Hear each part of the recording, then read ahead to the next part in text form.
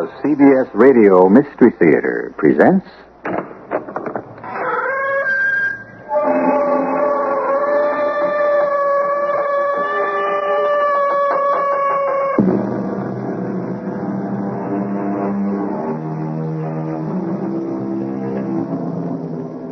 Come in. Welcome. I'm E.T. Marshall. If your candle is burning, a gust of wind will blow it out. If your house is burning, a gust of wind will make the flame hotter and brighter. The wind and the flame. Can it be said they seem to have a kind of love-hate relationship? Or should it be said that we simply cannot predict the actions of the elemental forces of nature? In which case, what can we say about ourselves? Isn't each living creature a collection of those very same mysterious and baffling forces? Telephone for you, sir. I don't want to talk to anyone now. Gentleman says it's urgent. Tell him to call back later. I'll do that, sir. Who is it, by the way? Mr. Wesley Keredine. Who? Mr. Wesley Keredine. Well, that's impossible. Wesley's been dead 6 months. But here he is on the phone, sir. Do you want to talk to him?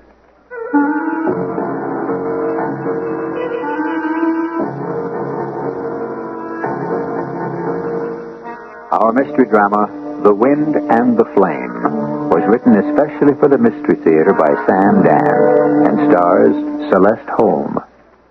It is sponsored in part by Sign-Off, the Sinus Medicines, and Buick Motor Division. I'll be back shortly with Act One.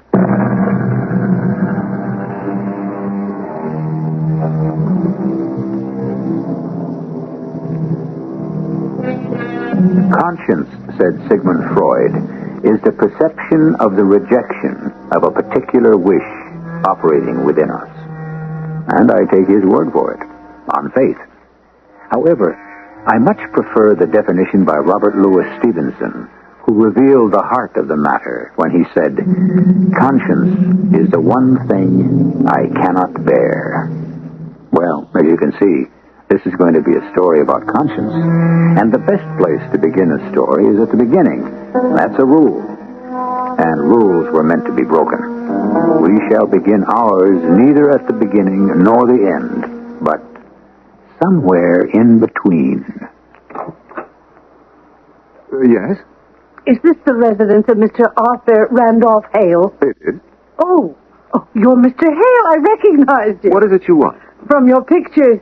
They've been in the paper. What can I do for you? Well, I have a letter for you. Oh, please come in. Won't you have a seat, Mrs. It's Miss. Unfortunately, I have never known wedded bliss. Although, to tell the truth, when one looks around, one is hard put to believe that marriage is really blissful. What do you think, Mr. Hale? Well, I think that I should like to see that letter. Of course. Here it is.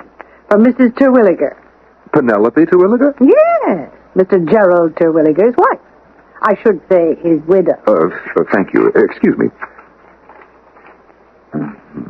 Oh, I see you're having trouble reading it. As you know, her handwriting... That woman does it deliberately. It was always her affectation to have an illegible script. Well, you can try to squint and probe your way through it, but I can save you the trouble. I know what's written there. You do? Yes, Mr. Hale. It's a reference. A reference? A reference and a recommendation. For what? For employment. But for whom? For me. What sort of employment? Don't tell me that you're a mining engineer. No, sir. A geologist? A draftsman? A surveyor? A metallurgist? I'm none of those. Well, what are you? A housekeeper. And I might add, a very good one. I don't want a housekeeper. That may be, but you need one. Huh? Who says so? Mrs. Terwilliger, in her letter. I know it by heart. I'll tell you what it says. No, this is a sealed envelope addressed to me. How would you know what's in it? I made it my business to find out. After all, it's about me. Well, of all the... She writes, "Dear Arthur, now that Gerald is gone, I have decided to close the house and travel abroad for a year. This leaves my very valuable and trusted housekeeper, Miss Sabina Caldwell, at liberty. Arthur, I know how you always felt about me. Now that I'm alone, I keep thinking more and more about your proposal. However, you have lived by yourself too long. You have developed slothful habits in that large, neglected house of yours, and so I send you Miss Caldwell in the hope that she can civilize you. She will see that you eat regular meals, keep your place in order, and altogether tame you and make you fit for human society. I think I love you, Penelope. She wrote that? I'm prepared to start immediately, Mr. Hale. My trunk is just outside the door. Now, wait a minute. I haven't said that you can. As soon as the trunk can be brought into my room, I should like to inspect the kitchen. But you just can't walk in here If and... only you knew how she would sit and talk to me. For hours and hours on end. And she would talk about you. Me? With a sigh in her voice and a twinkle in her eye. Yes, she would say, I chose Gerald Terwilliger. I was young. I was foolish. If only I had to do it over again. There was a young engineer, Arthur Randolph Hail. What a fine, impressive name. And what a fine, impressive man he's become. A man of action, adventure. I'll pick that up. Hold on. No gentleman ever answers his own telephone. Oh, excuse me, sir. Are you in or out? Am I in? Do you wish or do you not wish to speak with anyone at this time? You mean that Penelope would actually talk about me? Oh, yes, at great length and considerable depth. Will you get rid of that telephone, please? That, sir, was my original suggestion. I don't care who it is. Tell them that I'm out to call back later. Yes, sir. Mr. Hale's residence. Who is calling, please? Oh, I'm sorry, sir, but Mr. Hale is out at the moment. Do you want him to return your call? Oh, I see. You cannot be reached. Yes, sir. I'll say that you'll call him back. Thank you, sir. Goodbye. It was a Mr. Keredine. Will you now tell me what Penelope Terwilliger said about me? Oh, it's not what she said so much as the way she said it. Now, hold on. It's a matter of nuance. Wait. Who was on the phone just now? Mr. Keredine? Keredine? Yes, sir. That was the gentleman's name. But that's impossible. I'm afraid I don't understand. You're sure that he said Keredine? Certainly, sir. Did he happen to mention his first name? Mr. Hale, are you feeling all right? Answer me. Yes, he did. Wesley. Wesley.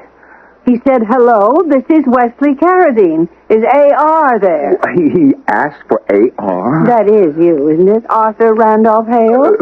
The man's voice, was it young, old, middle-aged?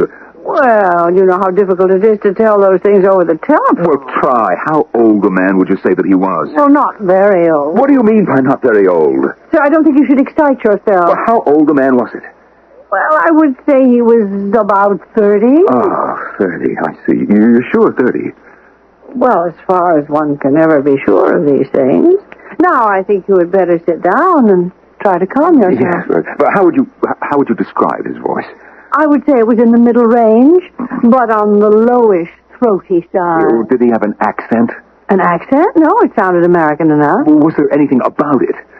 Wait, it did have an accent. What kind?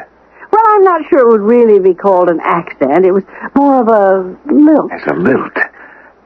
Sort of a southern rhythm. Very musical. It can't be true. It simply cannot be true. What can't be true? It can't be Wesley Keredine. Why not? Because Wesley Keredine is dead. Well, if that's true. Of course it's true. He's dead. It was in the papers. It was in all the papers. Well, sometimes the press, and I don't say they do this deliberately, but there are times when they do exaggerate. But he's dead. There couldn't be any doubt about it. He was murdered. Well, then it must be another Wesley Keredine. Are you saying that there were two of them? Two men named Wesley Keredine? It's possible. Two Wesley Keredines, both 30 years of age, both with soft southern accents, both who would know me and call me A.R.? You're positive Wesley Keredine is dead? Well, I was the one who identified the body. Oh, what a terrible moment that must have been for you. But why were you the one to do that? Well, because he worked for me. I see. Didn't he have a family? Yes, he had folks living on the East Coast somewhere. Well, he wasn't close with them. Mr. Hale, I begin to be troubled by the tone in your voice.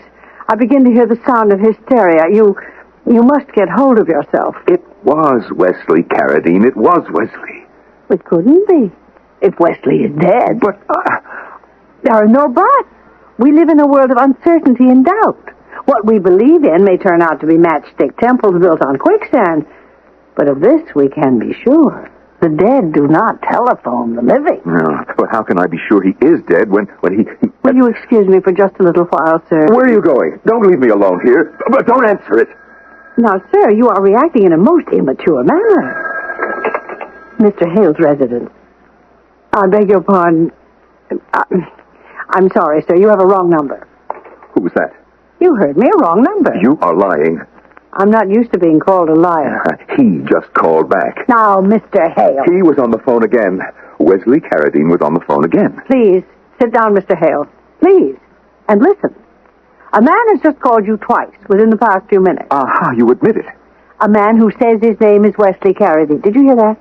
A man who says his name is Wesley Keredine. Why should anyone lie about... Someone with a very unhealthy sense of humor and a wretched taste in practical jokes.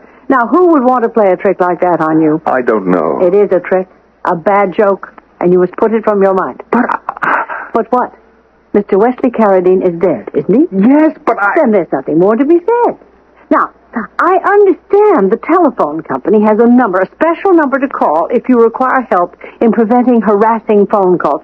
Why don't you tend to that while I look in the kitchen and see about dinner? What's that? Well, I would assume it was the front door. Don't answer it. Why not? Who do you expect it to be? Excuse me. Yes? Who's there? Well, that's odd. Who is it? There's no one here. What are you talking about? See for yourself. Do you know what must have happened? Some child must have just played a prank. Rang the bell and ran away. No. Look, on the step. Oh, it's a small box. Don't pick it up, don't. Why not? Well, how do you know what it is? Well, let's open it and find out. Open it? Your name is on it. Look, Mr. A.R. Hale, 1737 East 54th Street. Oh, there's something wrong, very wrong, Miss Caldwell. You'll catch your death standing out here in this cold. Let's take this inside. Shall you open it? All right. I'll do the honors. I wonder what it could be. Oh, my goodness, it's a revolver. And there's a card enclosed. It's addressed to you. Why don't you read it? Well, What does it say? Let me see. Use it well. Well, now, that's an odd thing to say about a revolver. Use it well. Must be something written on the other side, too. What does that say? One is all you need. Wesley. Oh, Wesley.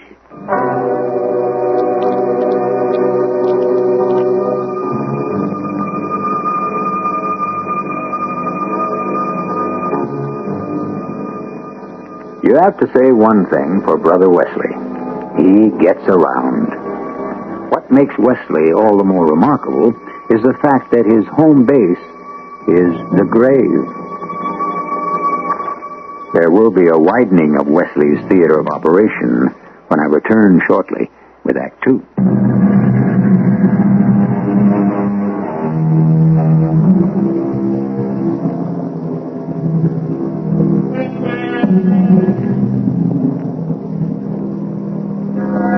You can't be in two places at the same time, especially if one of them happens to be the grave. However, someone named Wesley Keredine seems to be extremely active, even though he is no longer alive. Wait a minute, some of you may be saying. Has it been definitely established that Wesley is dead? We'll take care of that in short order. Is that a real revolver? Wait, don't touch it. Fingerprints. Mr. Hale, some vicious person is out to destroy you. Use it well. One is all you need, Wesley. Where are you going, Mr. Hale? I have to see something for myself. Mr. Hale! What are you looking for? Yes, here they are. Some letters, some notes in Wesley's handwriting. You see? You see, isn't it obvious? Isn't what obvious? The writing is the same. Nonsense. As you can see, Wesley Keredine wrote this card. This is a job for an expert. You and I are going to the police station. Why? Because something of a criminal nature is taking place. But that is Wesley's handwriting. It is not Wesley's handwriting. Wesley is dead. Now, sir, You happen to be very important to the future happiness of a woman to whom I owe a great deal, Mrs. Penelope Terwilliger. She has sent me here to take care of you until she can come back to America. I seem to have walked into the midst of some, very troublesome situation. I'm here to stand by you in every way I can. And the first thing we have to do is to go to the police.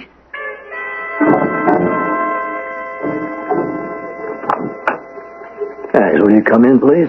Thank you, Lieutenant Bauer. Mr. Hale? All right. Just please be seated.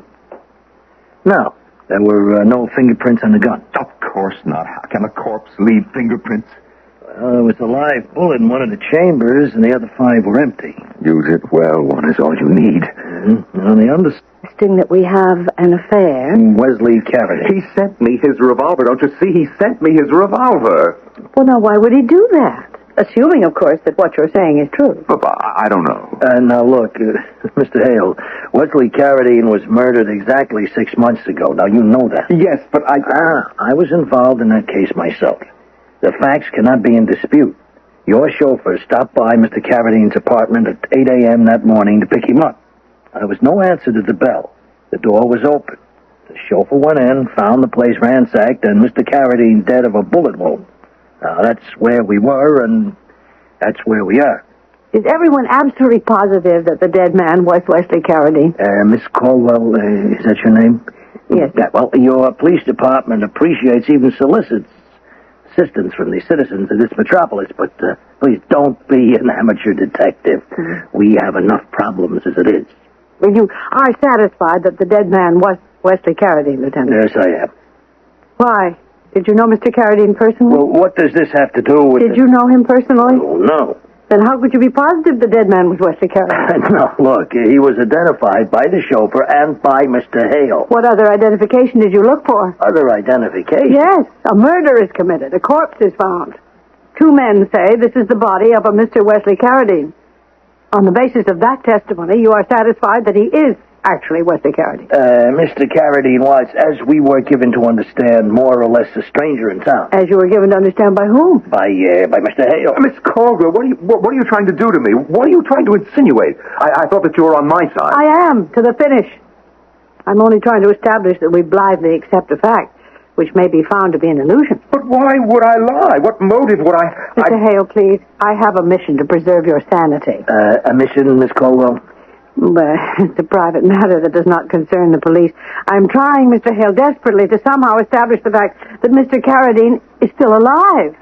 What made the chauffeur so sure the body was Mr. Keredine?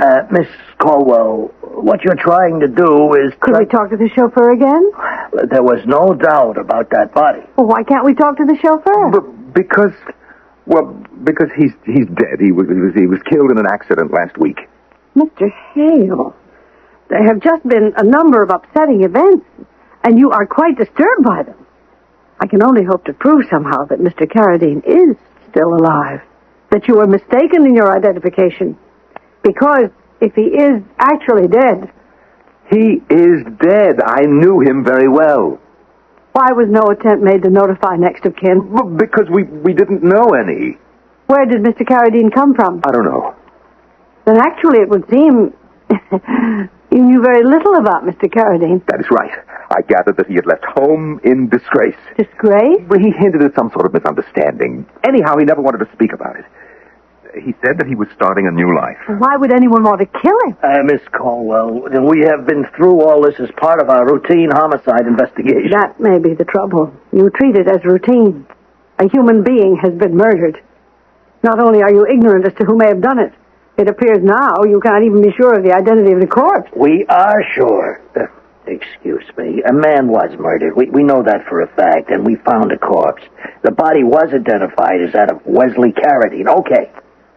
Wesley Keredine might not have been his right name, but he was the man who had worked for Mr. Hale here. Now, that man is dead. He was killed by a person or persons presently unknown, who then stole everything of value from his person and his apartment. Mr. Keredine is dead. But then how do you account for the telephone call? For this revolver with his name on it? Oh, come now, Mr. Hale. What was to prevent someone from buying a revolver and having Mr. Wesley Keredine's name engraved on it? According to the number on this revolver, it was registered in the name of Wesley Keredine. Lieutenant, anybody could buy a revolver and register it under Wesley Keredine's name. No. In the first place, the registration dates back 3 years. And in the second place, only the actual applicant can register the weapon because he has to be fingerprinted.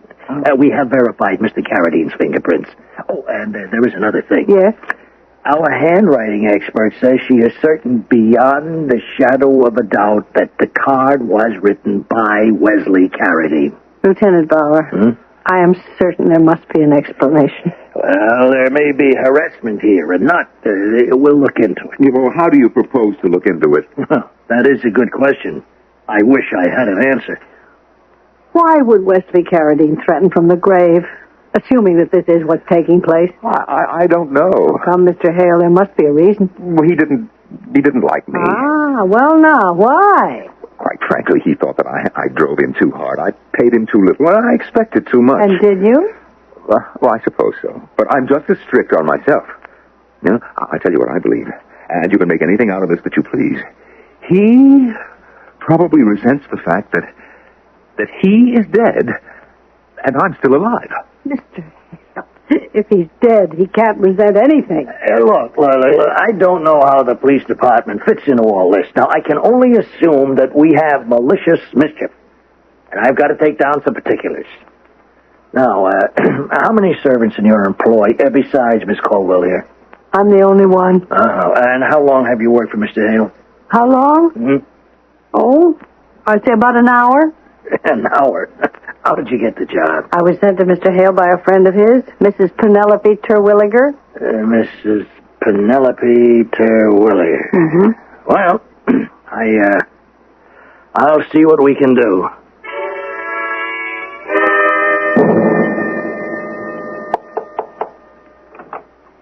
Mr. Hale. What is it?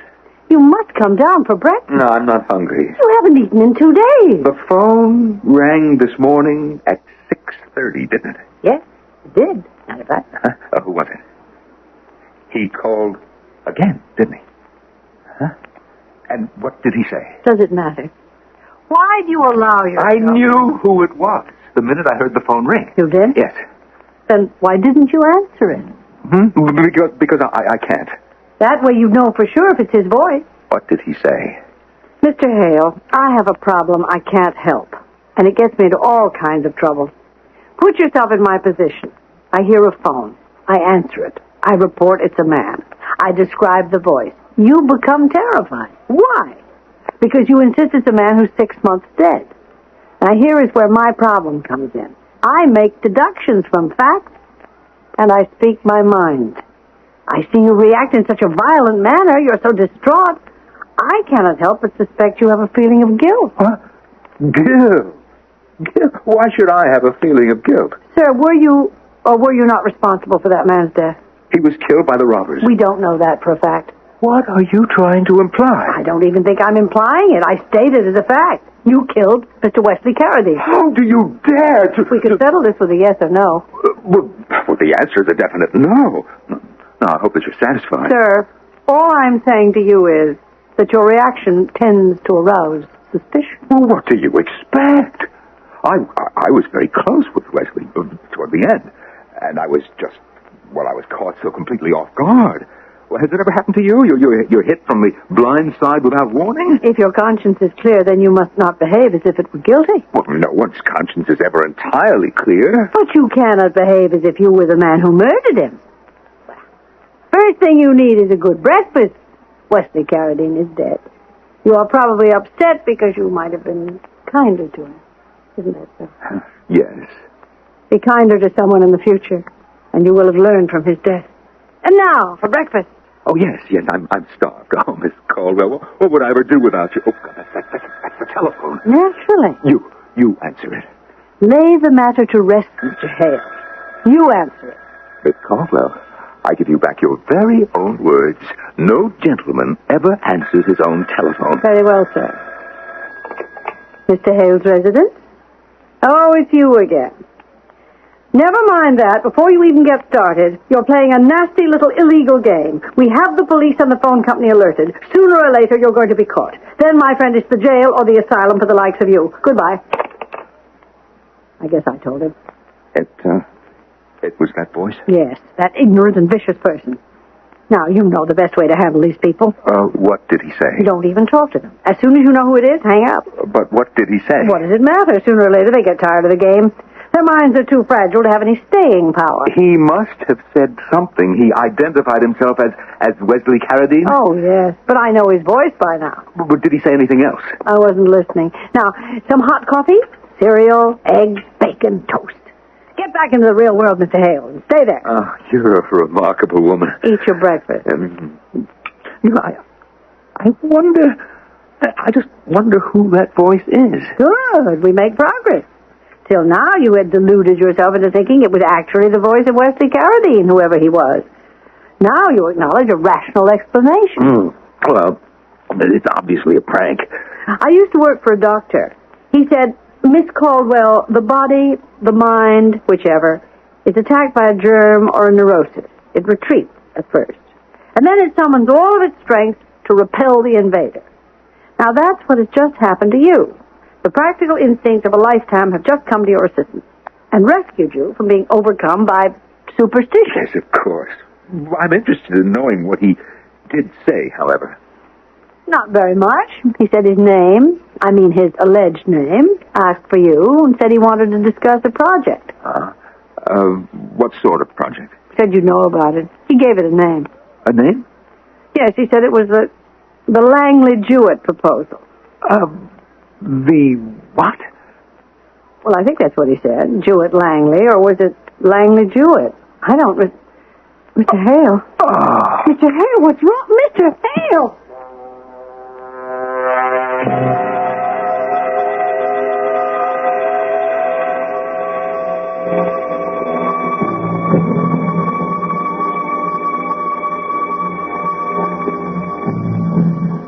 What's wrong? Mr. Hale has just collapsed on the floor. That's for starters. It seems that he has been knocked unconscious by the mention of a name. Now, what's in a name, the poet asks. The answer, quite obviously, is it all depends on whose name. We'll name some more names when I return shortly with Act 3.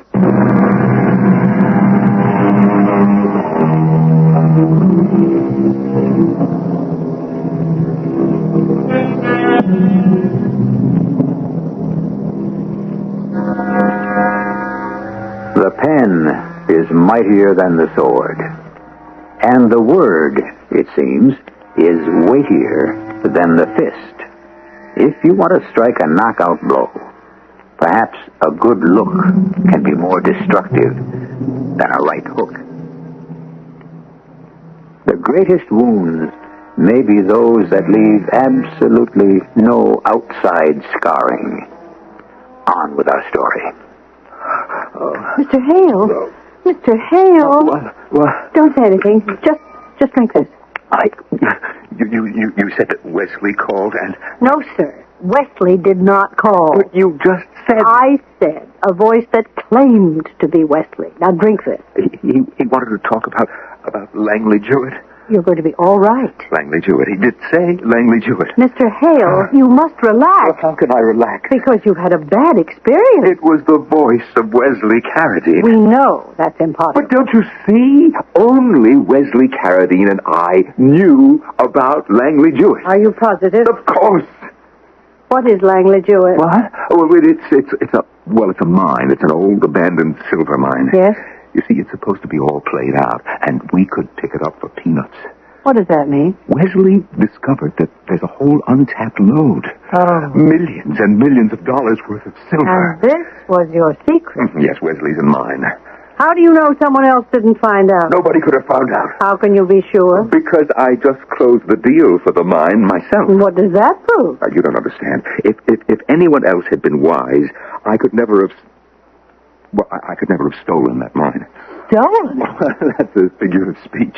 Well, then why did you make it sound like a shady transaction? Is it shady to pick up a property as cheaply as you can? What you're saying is that you were able to buy Langley Jewett because only you and Wesley Keredine knew its true value. Yes.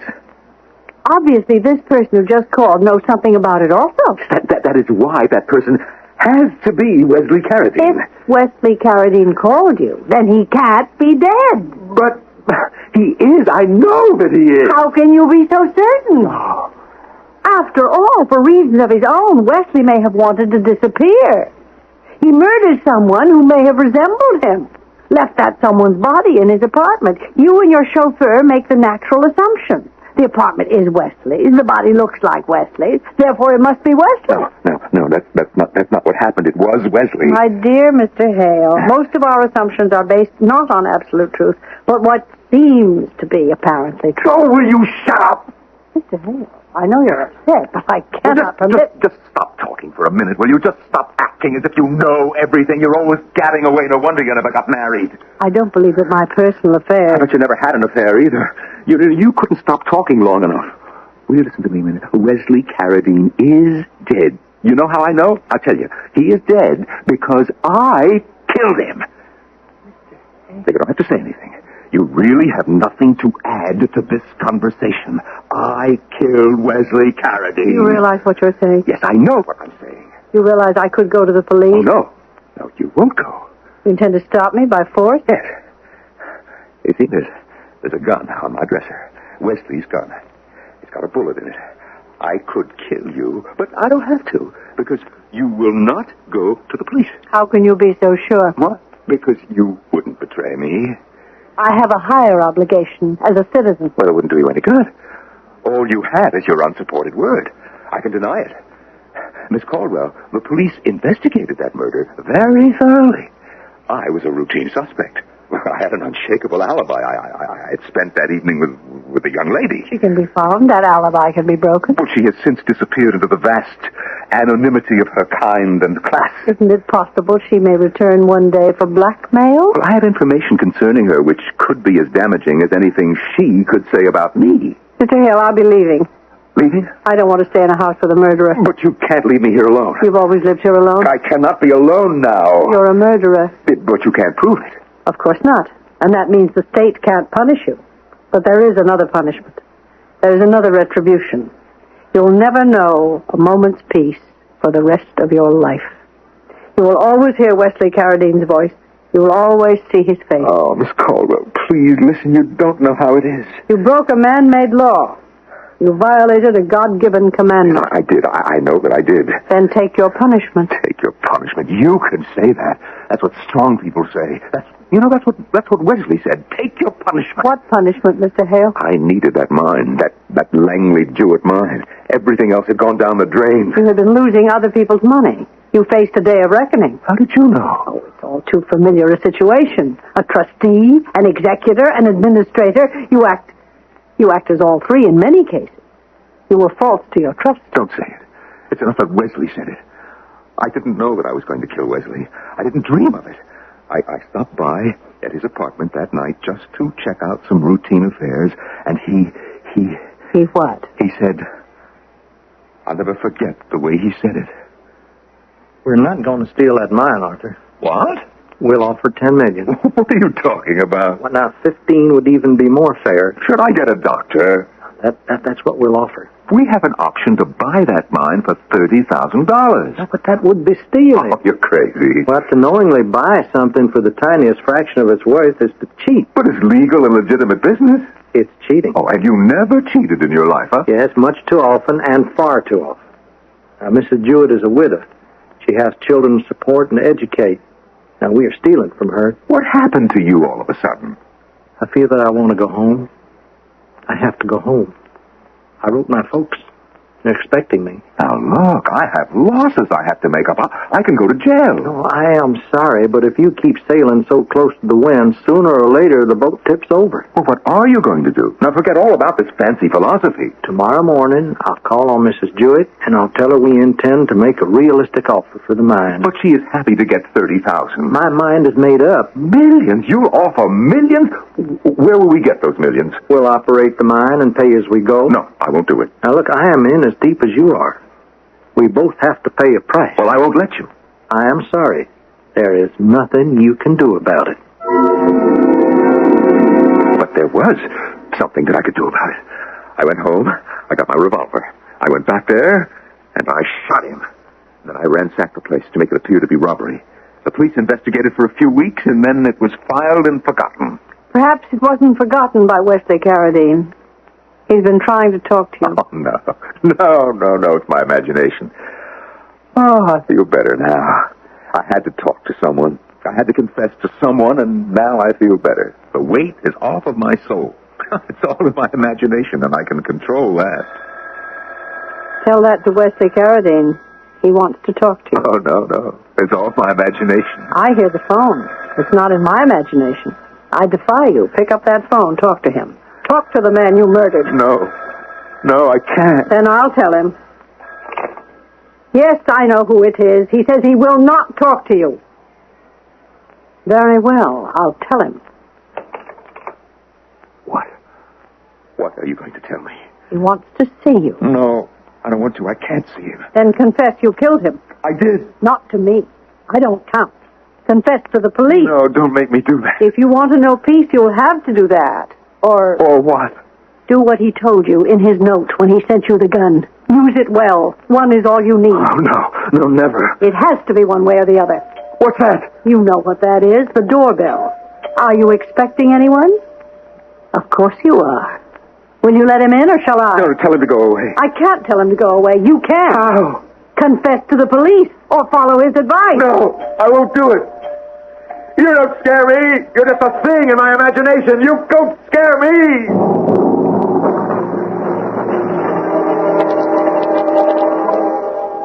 I was downstairs in the kitchen, Lieutenant. He was upstairs in his room. He was terribly upset. I heard a shot. I was frightened. I ran upstairs, and there he was, lying in bed with the revolver beside him. You say he was depressed. He wasn't himself. Well, you saw that, Lieutenant, when he was in your office. Yeah. I am convinced that he killed Wesley Keredine. You are? Yeah. You get a hunch about people in my work. You know, unfortunately, you don't always get the evidence to back it.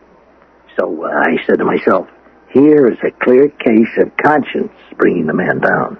It does look that way. He confessed the murder to me. Yeah, I guess that's about the size of it. Except, why should his conscience have started to bother him? Who knows? Maybe you know. Me? Well, I have a theory. You know, I don't want to bother running it down because I have too much else to do. And this case wraps up very neatly. You want to hear my theory? I'd love to. Well, you say you were recommended to Mr. Hale by Mrs. Penelope Terwilliger. Mm-hmm. Now, what if I were to get in touch with Mrs. Terwilliger and ask her to verify that? What would she say? You won't know. Unless and until you ask her. Well, I don't want to do that. Because if she says I don't know him, Miss Caldwell, then I have no involvement. I see. Now, about the phone calls. You are the only one who ever answered the phone, and you are the only one who ever heard that voice. You are the one who said it called itself Wesley Keredine. That's what it said to me, Lieutenant. Yeah, well, let me go a little further. The revolver. Oh, you could have sent it to Mr. Hale. But it was obviously Wesley Keredine's. Where would I have gotten it? Now, I'll answer that question in just a moment. And the card. Where could I have gotten a card with his handwriting? Where? From a Mother's Day present or a birthday present? You might have saved it. What are you saying? If your name is Mrs. Keredine, everything falls into place. How you would have the old gun. You would have cards from old gifts. Oh, incidentally, what did he once buy you that he inscribed with, use it well, one is all you need? You would know enough valid inside things about Wesley which you might use to frighten Hale. It certainly is a fascinating theory. Oh, it gets better. Now, we are summoned to this address. We find Hale dead. A bullet wound, apparently self-inflicted. Well, he could have been napping. He could have been shot from very close range, what we call suicide distance. Yes, I understand you found his fingerprints on the revolver. Well, why shouldn't we? If somebody put the gun in his hand afterward. Oh, yes, it's a fascinating theory. Tell me, Lieutenant, what happens to theories like yours? Well, in this case, it appears open and shut. A man commits suicide. Now, I know for a fact he's been depressed. His conscience has been bothering him. But why do I have to go running around looking for complications, huh? What do you think? I think you're a most sagacious and sensitive police officer. And I want to thank you very much.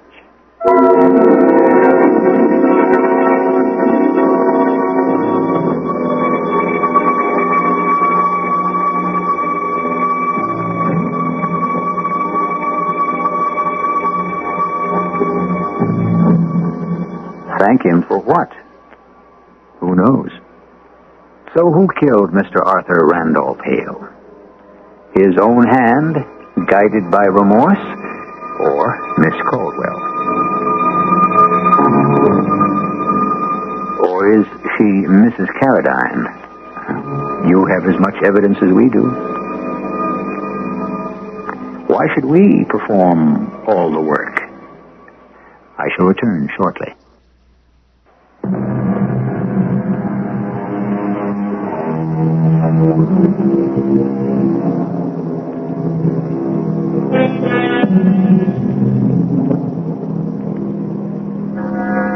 A little while ago, when this particular story began, we spoke about the wind and the flame. How the same wind can kill or give greater life to a blaze. And so it is within ourselves. We are the flame, our conscience is the wind, and we blaze or sputter according to those forces within us. We do a lot of blazing and a little bit of sputtering, just to give it variety, 7 times a week, right here. Our cast included Celeste Holm, Norman Rose, and Earl Hammond. The entire production was under the direction of Hyman Brown. And now, a preview of our next tale. It's recording a vibration with an amplitude of nearly 60 millimeters. Preliminary tremors already, but our calculations... No. It's too strong for that. What's the depth? It's only 70 feet. But I don't get it. What? Well, look where it's coming from. Transpose the coordinates.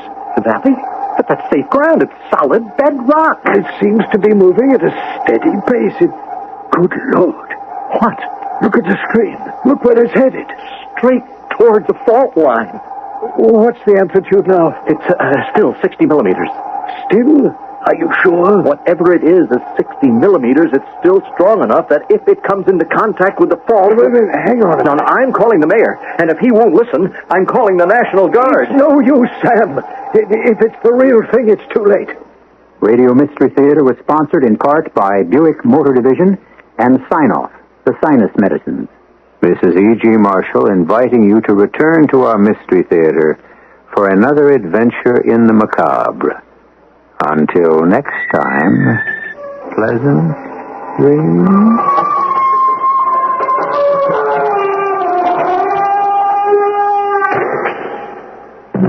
Things are drastically altered, and 2 people become lost in... Well, you'll hear. It'll all come out as we go along. Norma and Hal, he's Harold Glenford III, have inherited an ancient brownstone on New York's East 58th Street. Hal hasn't seen the house or the uncle who left it to him since he was a little boy. He doesn't know what to expect any more than Norma does. As they inspect the old house now for the first time, since it became their own. Yeah, you need a machete to get through these cobwebs. Well, nobody's lived here in 10 or 15 years, you said. But it's going to be beautiful. A little belt tightening, maybe, but we can make it. I don't advise tightening your belt. No kidding, Norma. The baby's due in April. You're going to have to stop working pretty soon. It's not going to be easy on my salary alone. Oh, nobody said it was going to be easy. And there are the ghosts, of course. Cut it out. Well, now, according to Uncle George, that's the reason nobody's been living here. The ghosts drove Uncle George himself out. That's what he said. And he couldn't keep the place rented, so he just gave up. Okay. A house like this needs a ghost.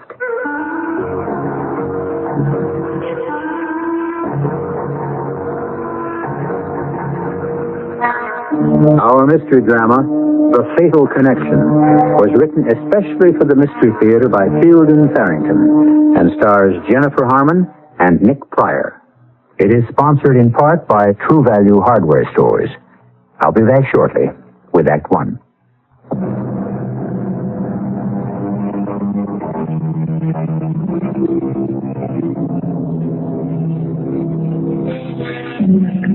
Many scientists and philosophers see time as a road along which we pass, or a river along which we drift, the future waiting for us just around the bend ahead, the past obscured but not obliterated by the turn we just made. The rest of us, ordinary mortals that we are, find the moment in which we are currently trapped just about all we can handle. Norma and Hal Glenford have moved into their old house on East 58th Street.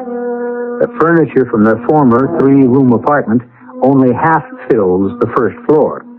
The second floor and the attic-like third floor will have to wait. Except how we'll have to have a nursery. You know, our baby's bedroom. You stand there, the living proof of it. And there's no place for it on the first floor, so we'll have to find a place on the second floor, right? Logical. Then our bedroom will have to be on the second floor, too, don't you see? I mean, we have to sleep on the same floor with the baby. Hey, you're right. I hadn't thought of it before. The back room on this floor makes a very small bedroom anyway.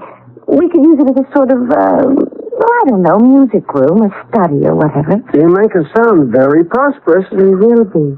Lawyers are always rich when they get a little older. I like the sound of that, Norma. Doesn't make any sense, but I find the simplicity of it comforting. So shall we go upstairs and see what's there for a bedroom and a nursery? Okay. I'll go first and clear away the cobwebs. Oh, we'll carpet this stairway. Later, of course. When we're rich. Now, that's an old bedroom, as I recall. One of the doors is a linen closet. There are 5 doors, so that leaves just 3 rooms. One more than we need. Well, this would be all right for our bedroom. It's much nicer than the little room downstairs, don't you think? Okay. Bedroom here. That takes care of us. Now about Junior. Hey, this door's locked. Well, just stuck, probably. No, it's locked. Why would anybody lock an inside door? That's odd. Where did I put that bunch of keys the lawyer gave us? In your jacket pocket, dummy.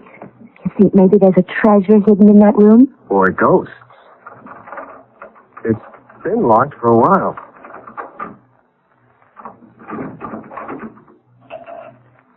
It's all furnished.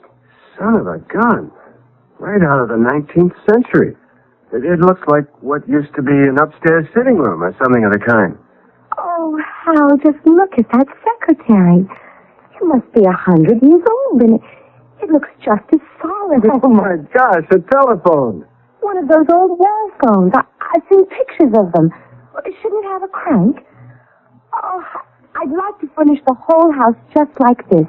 You know, everything to match the house itself. I wouldn't change a thing in here. Well, I could live without the cobwebs and the dust. Well, I'll speak to the upstairs maid about it. Good help is so hard to come by lately, my dear. Have you noticed? Oh, I have indeed. It's the times, I'm afraid. Everything seems to be going to pot. What, darling, would you believe it? The butcher today wanted 18 cents a pound for steak. Just plain old beef steak. 18 cents a pound. Well, they might as well eat at Delmonico's if it costs that kind of money to cook at home. Oh, let's, shall we? This evening? Well, why not? I'll order a hack. Excuse me, my dear. Operator, I'd like a hansom cab sent to 621 East 58th Street at once. At once, understand? We'll be going to Delmonico's. Let's go back downstairs where the 20th century is and see if there are any hot dogs in the refrigerator. Actually, though, I guess 18 cents was hard to come by in those days, as $2 is today. Not for old Grandpa Glenford, it wasn't. Great-grandpa, that would be. He was filthy rich. Was he the one who built this house? No, I don't know that he built it. He was the first Glenford to own it. Whatever happened to all that money? Gave it away. Gave it away? That's what my father told me. Maybe it was just a figure of speech. You know what we ought to have? We ought to have a bottle of champagne to break over the bow of the house, or the stern, or whatever they break it, if houses had them. Well, now, if you look in the refrigerator, just to the right of the meat drawer, you'll find a quart of excellent domestic champagne cooling. To be taken internally, though, not broken over anything. Oh, what a doll you are. Shall we have it now? Well, I thought after dinner, but if you'd rather... What was that? Well, it sounded like somebody at the door. Well, what's the matter with the doorbell? I don't know. Maybe it's broken. Maybe somebody likes the knocker better. I'll see who it is. Yes? What can I do for you? Your hansom cab, sir? For Delmonico's, I believe? It was a joke of some kind, Norma. Who played it if it was a joke? Who knew you made that nutty pretend phone call upstairs? I don't see how it could be a joke. Well, then, a coincidence. There are hansom cabs still operating over at Central Park. Oh, sure. And one of them just happened to drive all the way across town. And as long as it was in the neighborhood, the driver just thought he'd knock at our door and tell us our cab was here to take us to Delmonico's. Oh, come on, Hal. Well, okay. You explain it. I can't. That's what's bothering me. Well, you don't think...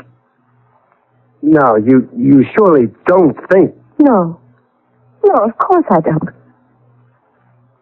What did the driver say when you sent him away? Well, something about it was a funny mistake for the office to make if I didn't order a hansom. He was grumpy about losing a fare. Did he look like a real hansom cab driver? I mean, did he look like somebody you've seen driving a hansom around the park today, or was he, well, you know, dressed like the real old-timey one? I didn't really notice. Look, now, why don't we just forget him? Why don't we just have dinner and see what's on TV and drink our champagne and go to bed? I've got to go to work in the morning, even if I do live in a mansion. Especially since I do.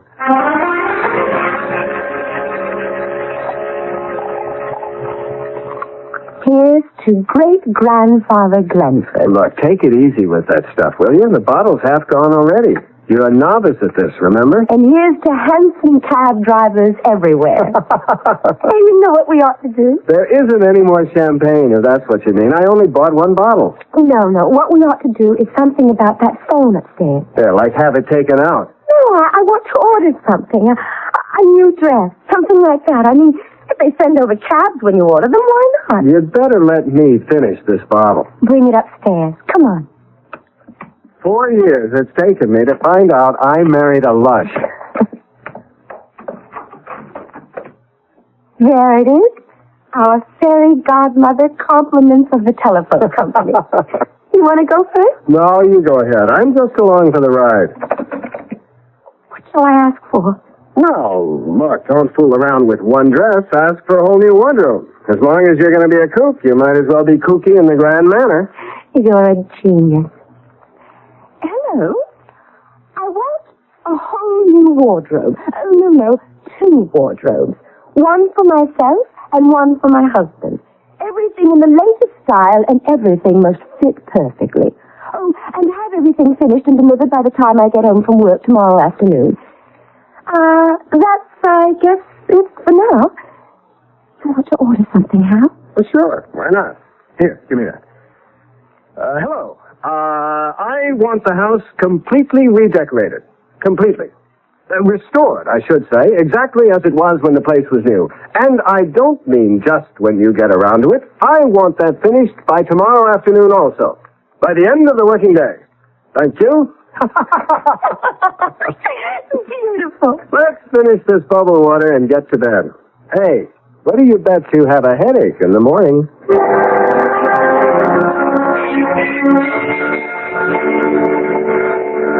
You'd have lost that bet. No headache. All I want is a cup of coffee, though. Me too. That's all we have time for anyway. Well, pick me up after work this afternoon. Sure. I may be a little late, though. That's okay. A secretary's work is never done.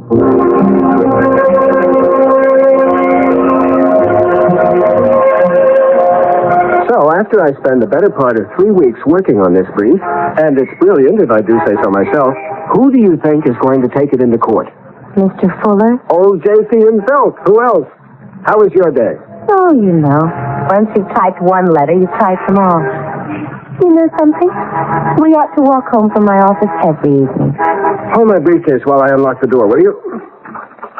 I wonder if they finished. Who finished what? The decorators, you know. You told them it had to be finished by the end of the working day. How? Now, this is too much. I mean, what kind of a joke? It is, Hal. It's all been redecorated, restored. Just like you ordered. Oh, Hal. Hey, where's our new television set? Now that is going too far. That set cost color TV. That was a 21-inch screen. But how did they do it? Who did it? I mean, I can't figure. How? What? The refrigerator's gone. Look at this thing. What is it? It's an old ice box. It's full of ice. I don't think you can get ice like this anymore. There's something. This is all wrong, Norma. It's not a joke, is it, Hal? Nobody makes this kind of a joke. A coal range. An old coal range. My grandmother Scott had one of those out in her summer kitchen. Nobody used the things even then. The toaster, the blender, everything, Hal, it's all gone. That telephone.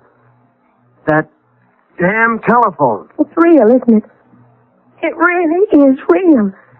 You tell the telephone you want something and you get it. It's like a genie in a bottle. You just order it and I think I'm scared. All right. If it'll work one way, it ought to work the other too. In reverse. What are you going to do, Hal? Come on. I'm going up there and I'm going to tell that lousy telephone to put our own stuff back in this house and then leave us alone. That's what I'm going to do. Now listen, you, whoever you are, I want you to stop. Number, please. Oh, my God. Huh? Norma, let's get out of this place.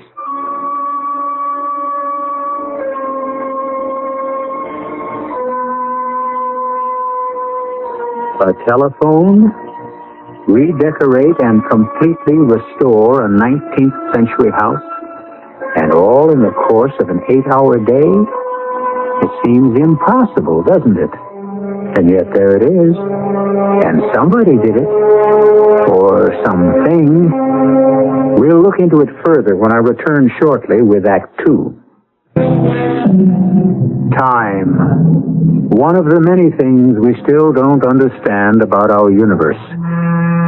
Now here, in an old house on New York's East Side, Hal and Norma Glenford have found an antiquated telephone that seems to constitute some kind of flaw in what we consider the natural passage of time.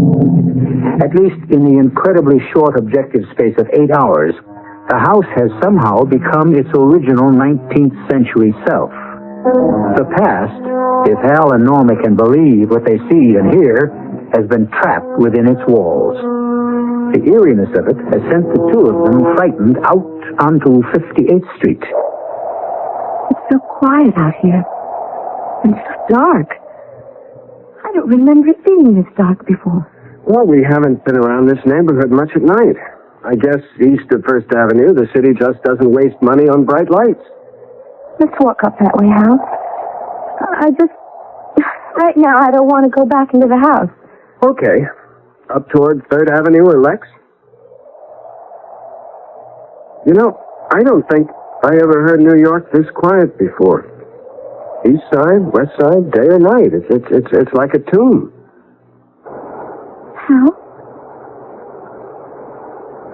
How do you hear it? I don't hear anything, just... Now do you hear it? Well, yeah, I hear something like a...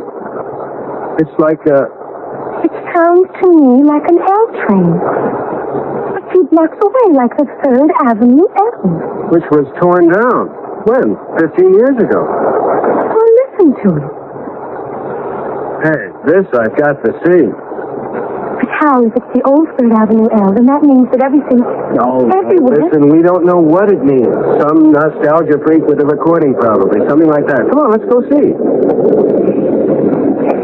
Now, if that isn't an L stopping, I've never heard an L stopping. You haven't in a long time. But I've heard plenty of them when I was a kid.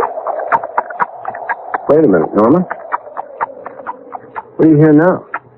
A horse. Don't tell me that's not a horse. That sure sounds like one. Mounted cop, most likely, or maybe that same nostalgia buff. If that's a recording, then it's some recording. I've never heard a record. Now, wait a minute. Wait. That horse is no recording. It's either a mounted policeman or... There's your nostalgia buff.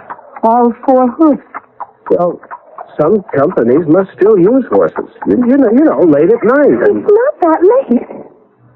Anyway, look what's in the wagon. I see them. Those big milk cans. They used to... Well, look, I don't know. Maybe they still use them. I'm scared. Well, it's spooky, I admit that. So still and no traffic except that horse and wagon? Well, look, Norma, there's got to be a logical explanation. I mean, if there's not, what's happened? Have we lost our minds? Oh, no. Well, no, Norma, don't get upset. No, Hal, that's not what I mean. Look up there. Up where? At the light. The street light on the corner. It looks like a... It's a gas light, that's what it is. I think maybe we ought to get back to the house and see if we can't get organized. It's back there, too. Okay, but if everything's gone back to the 19th century or something, let's at least go back and face it in our own home. If we still have a home.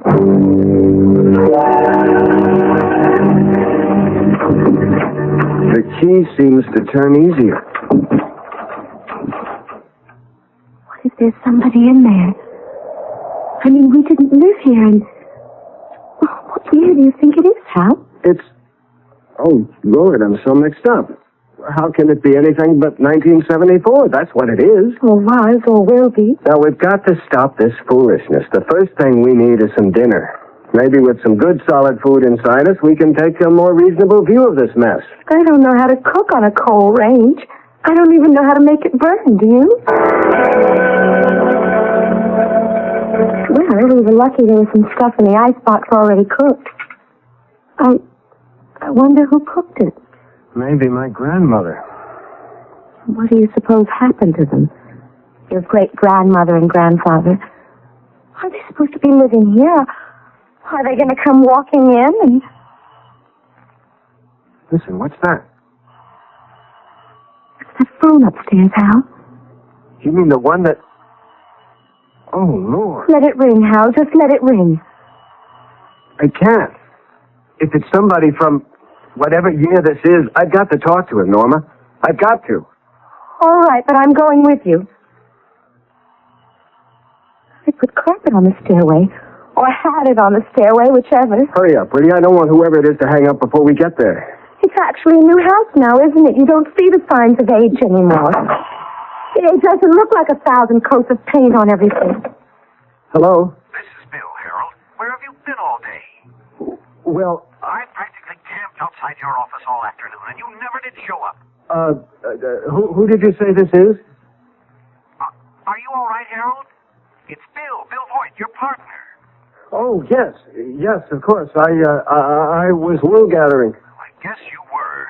Listen, I've got to talk to you bright and early tomorrow morning. You're in a jam, Harold. A jam? Well, can't you tell me about it now? You'd better get in here tomorrow for your own good. It's nothing to do with me, but for your own good. Oh, well, if it's that important... It is. It's to you, Harold, not to me. To you. All right. Thanks for calling, Bill. What was that about a jam? He didn't say. But you want to know something weird? He thought he was talking to my great-grandfather. That man called me Harold, and that was his name. I can't remember anybody ever calling me Harold my whole life. He thought he was talking to my great-grandfather. I can't see. How did they read by these silly gas lights anyway? There's an oil lamp right there on the desk. I think they used oil lamps to read by at night. The gas fixtures are all up on the wall. Well, do you know how to light one of these things amid the lamps? Well, just take the chimney off, or the glass thing, and you hold a match to the wick like a candle.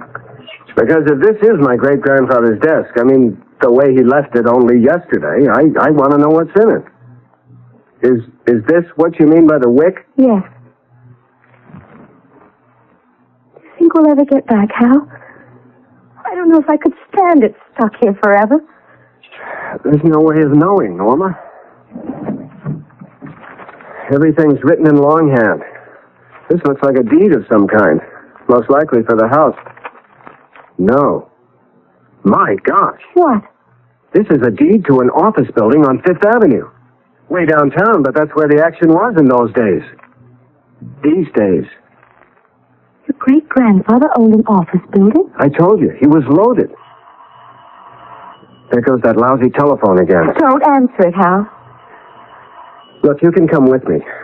It's no good just letting it ring. It's got to be somebody important. There weren't many phones in those days. These days, damn it! Only rich people could afford telephones. It'll just mix things up all the more, though, answering it.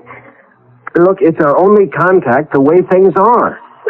I wish. Oh, it's no good wishing. Hello? Hello. Mr. Glenford? Yes? This is Maud Spencer, Mr. Glenford. Is Norma in? Just a minute, I'll see. Norma, do you know a Maud Spencer? I don't know anybody here. She asked for Norma. Norma. Now, maybe it's a link of some kind. You'd better talk to her. Oh, Hal, I don't want to talk on that thing. Look, this could be the breakthrough. Here, talk to her. Hello? Norma, my dear. We were all expecting you at Sarah Aldrich's tea this afternoon. I do hope you're not sick. Sarah who? Aldrich. Sarah Aldrich. Well, you were invited, weren't you? Sarah said you were. Oh, well, yes, I guess I was. I mean, yes, of course I was.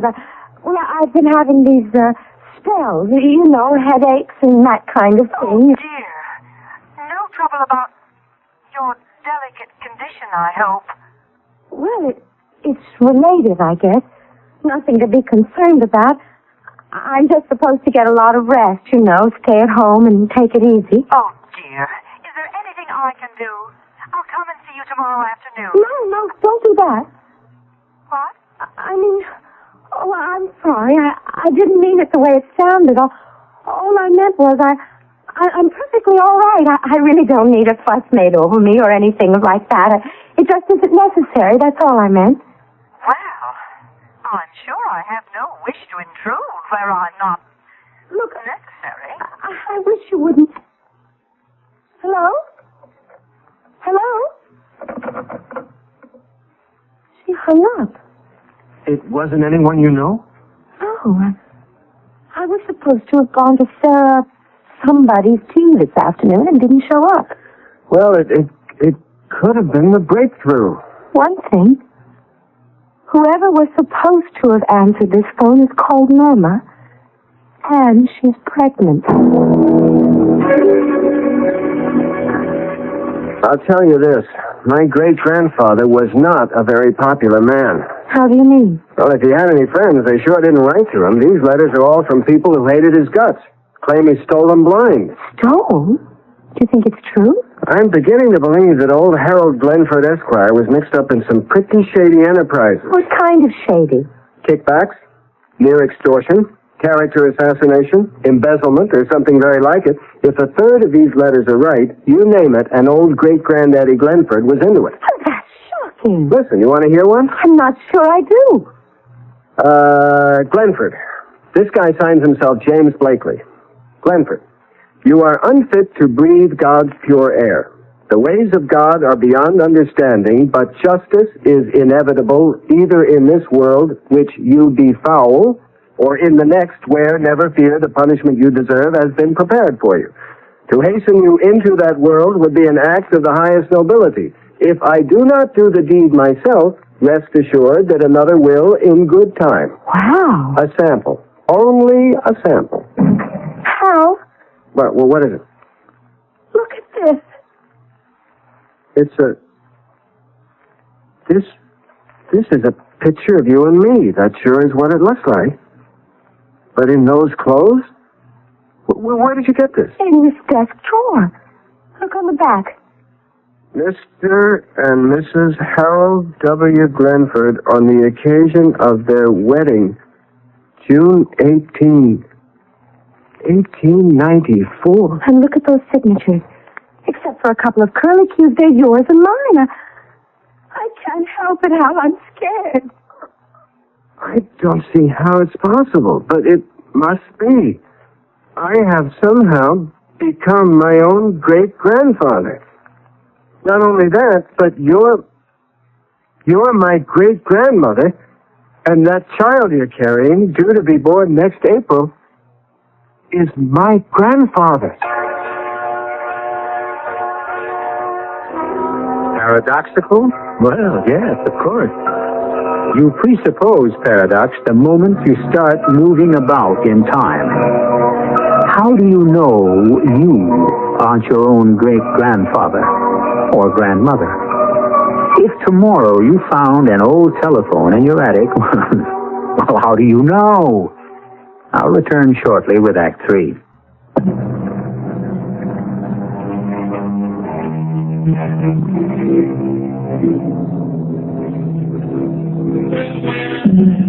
If I had my life to live over, that's not an uncommon expression. We've all heard it. But have you ever heard anyone say, if I had my great-grandfather's life to live over? That's exactly what has happened to Hal Glenford, if his conclusions are correct. He has not only gone back in time to his great-grandfather's day, but he has also taken on his great-grandfather's identity, and the wife he loves is now, as he must believe, his own great-grandmother. A situation of many complexities. Hal has broken open the strongbox he found in old Harold Glenford's desk and has gone quickly through its contents. Well, there's one comfort. If we actually are my great-grandfather and grandmother, we're very rich people. What difference does that make? A lot. If we're stuck in this time. I want out, rich or not. Well, honey, so do I, of course. But there are securities and deeds in this strongbox representing well over $1 million in assets. And $1 million was really worth something in 1897. Is that when it is now? Mid-November of 1897, according to the dates on those letters I read. How can't you do something about it? What? Invent a time machine? Look, I don't know. Maybe it'll just happen. Like the other time, only in reverse. Norma, I'm sorry. That's the best I have to offer. Meantime, I think we ought to get some sleep. Sleep? In the middle of a thing like this, sleep? Try to, anyway. I wish we had that bottle of champagne we drank last night. Oh, Lord. It wasn't last night. The grapes that went into that champagne haven't even been planted yet.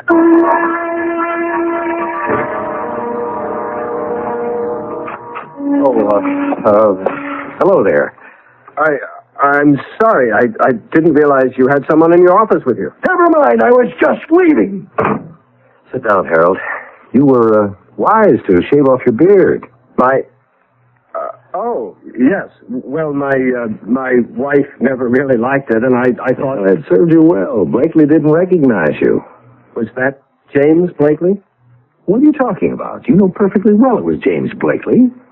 No, I mean, I had a letter from him yesterday. I could have... you know I could have him in court for some of the things he said? Yeah, that's rather funny, you know.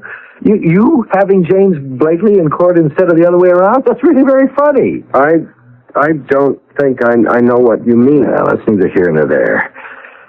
I want to dissolve our partnership, Harold, as of this moment. Oh? Do you mind telling me why? Do you really think that's necessary? I wish you'd tell me. All right. I've had my fill of being a thief's associate. Now, wait. I took my share in the beginning. You're not the only fool in the room, but I'm through with it now. And thank God I had no part in the Blakely thing. All right. I was checking things over last night. Thinking things over. Some of my business tactics have been, all right, shameful. I admit that. But I decided last night to change things. I mean, no shady dealings of any kind from now on. I see.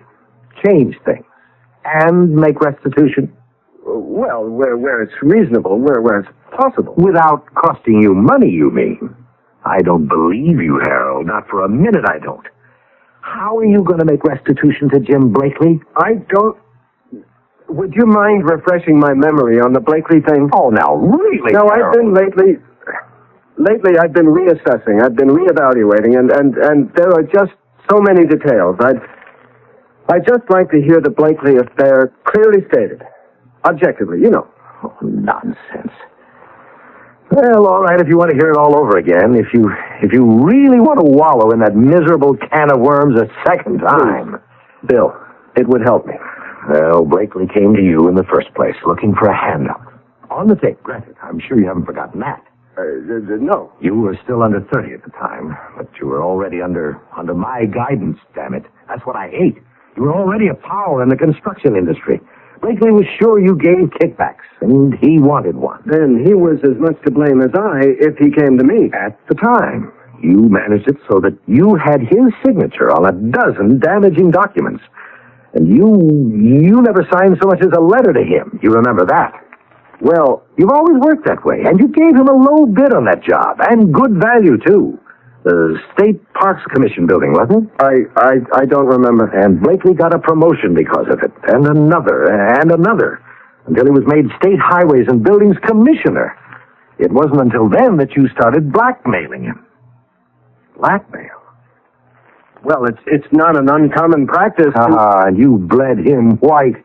No more kickbacks, but every contract out of Blakely's office has gone to you for, what's it been, 2 years now? Well, if I put him where he is in the first place... They've caught him, Harold. He's going before a grand jury next week, and they'll indict. He's finished.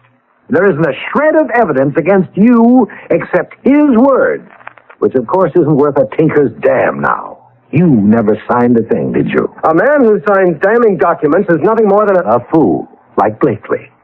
Well, does that refresh your memory?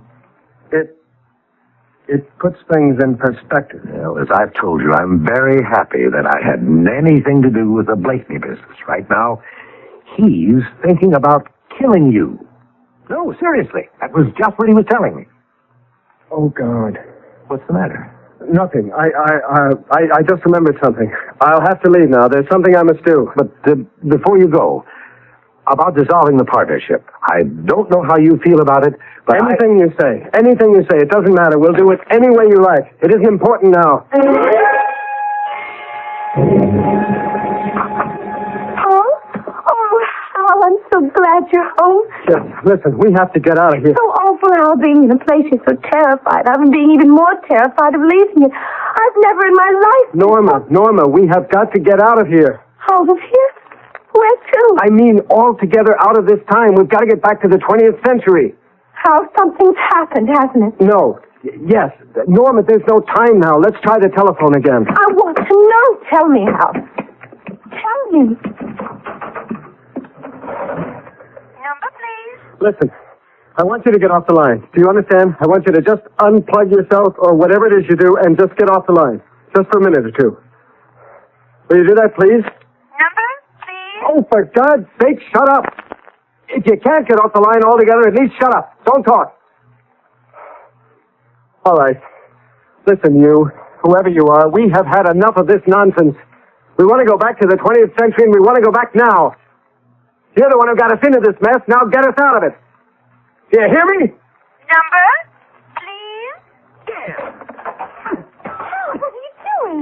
wires out of the wall. Can't you see? I'm trying to get the lousy telephone back the way it was when we first moved in here. All right. Can you hear me? You in there in your damn stupid telephone? I want you to put us back. Do you hear me? We didn't ask to be brought here. We're not responsible for anything that happened before we got here. We want to go back. You can't punish me for something my great-grandfather did. Do you hear me? All right, don't answer. You don't have to answer. Just do it. I don't know what else I can do. Oh, the phone isn't hooked up. You pulled the wires out of the wall. It wasn't hooked up before when all this started. Maybe it'll work. Maybe it'll get us out of here before... Before what, Hal? Okay.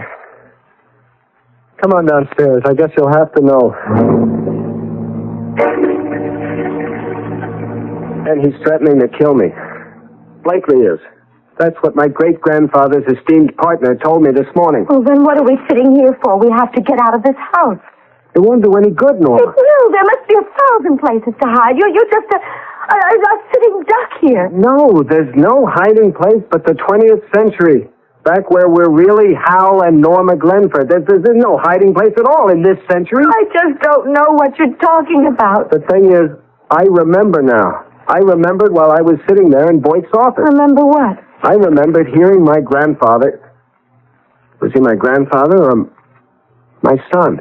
I remember when I was just a little boy hearing my grandfather telling my father about it. About what, Hal? My great-grandfather was shot to death by a business associate. By a man he'd cheated, ruined. That's what my grandfather told my father. All right. That was your great-grandfather. But it's already happened. To whichever one of us was here, it's already happened. It can't be changed. I don't believe any of that. I don't. I want you to do something. I've done all I can do. It's up to that telephone upstairs.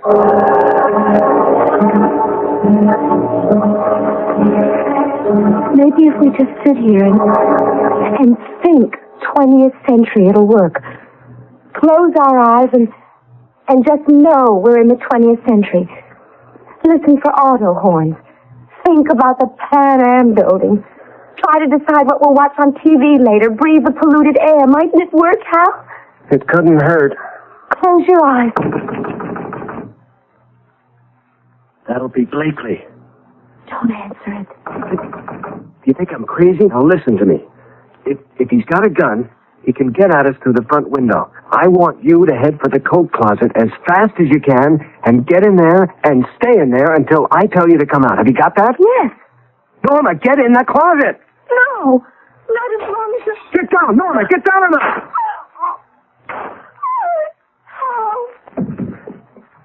How? Don't move, Norma. He may still be out there. How? You're bleeding. I am. I don't feel anything, but I can't seem to... All over your shirt. I'm going to call an ambulance. Now, don't move. I'll be right back. Don't move. Can't call an ambulance. I pulled the wires out. Remember? I'll go out, Hal. There must be a cop or something. I'll go, Norma. Please. It wouldn't do any good. It's already happened. But I can't just... I might not be here when you get back. Oh, Hal. I want to tell you something important. All right. The kid. Next April. I'll name him Harold and I'll call him Hal. No. Anything but that. Anyway, his name was Edward. My grandfather. Oh, don't you think I ought... No, tell Edward. Tell him when he's old enough. Understand? Tell him, get rid of the money. All of it. Dirty, filthy, dirty money.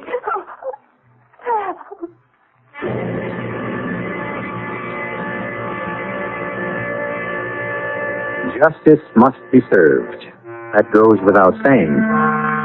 But how many times? It's unlikely, of course, that anyone listening to me at this moment will ever find himself unexpectedly living in the 19th century, but just in case, how much do you really know about your great-grandfather? I'll be with you again in a few minutes.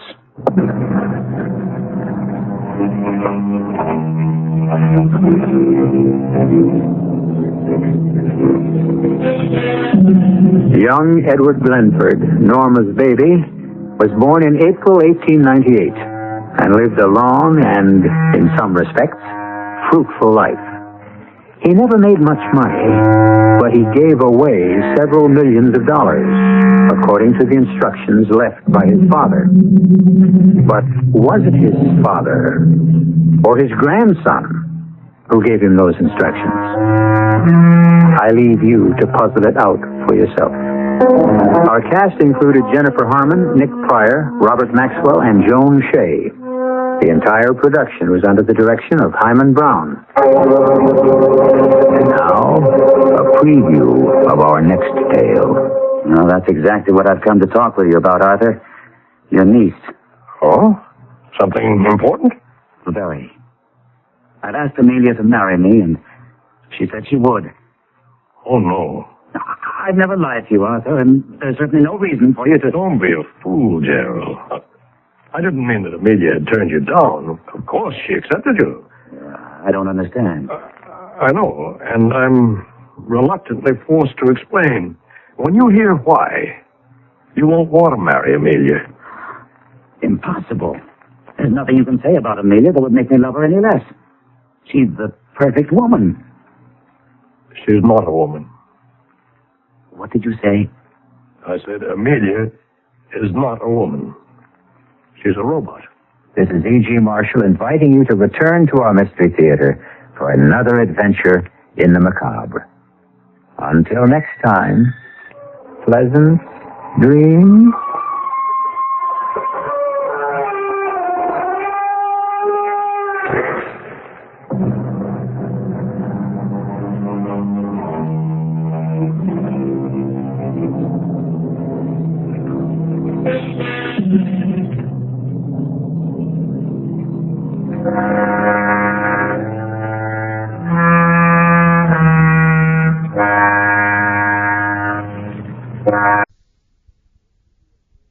The CBS Radio Mystery Theater presents...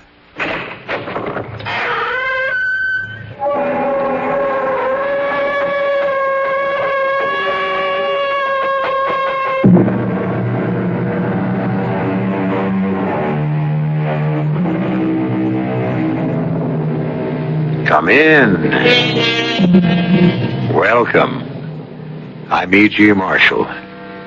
From ancient days to the present, mankind has believed in ghosts. Some claim to have seen them, heard them, and even touched them. There never was any question about the terror of such an experience, real or imaginary.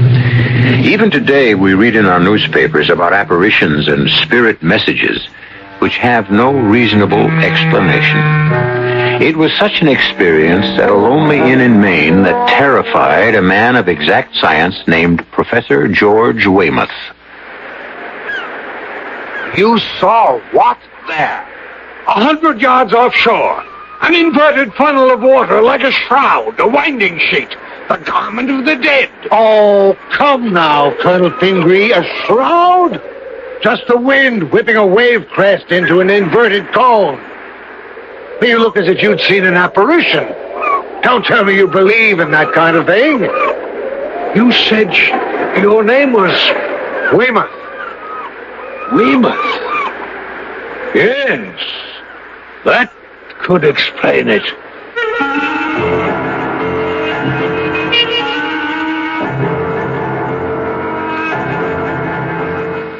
Our mystery drama, The Five Ghostly Indians, was written especially for the Mystery Theater by Roy Windsor and stars Robert Dryden and Court Benson. It is sponsored in part by Anheuser-Busch Incorporated, Brewers of Budweiser, and Sign-Off, the sinus medicines. I'll be back shortly with Act One.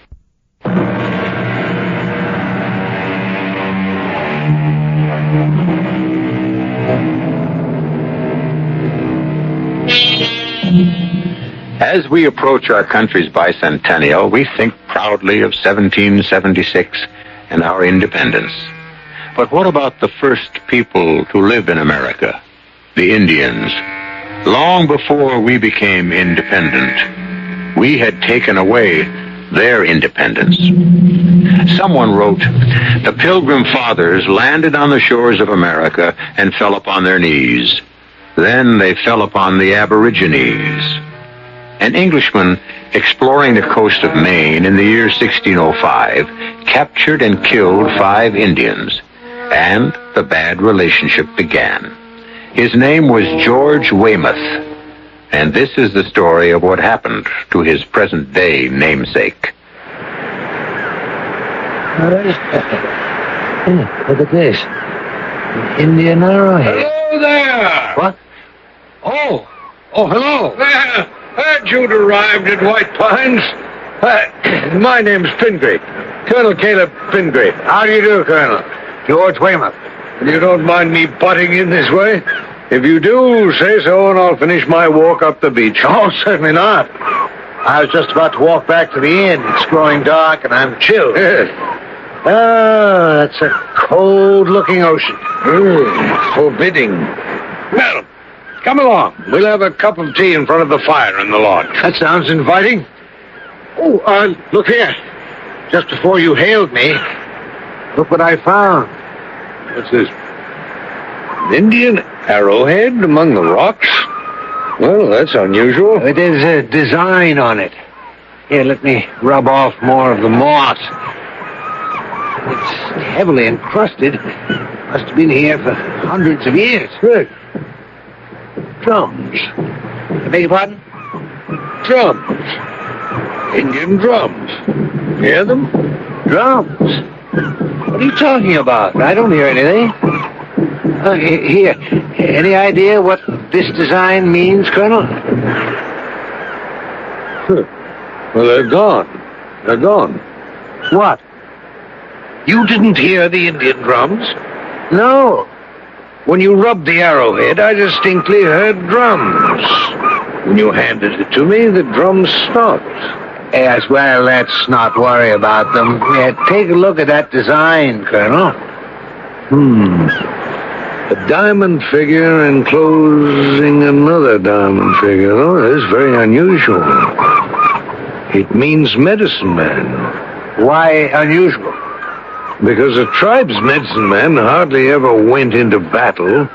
He was called a shaman and had great authority because of his special guardian functions.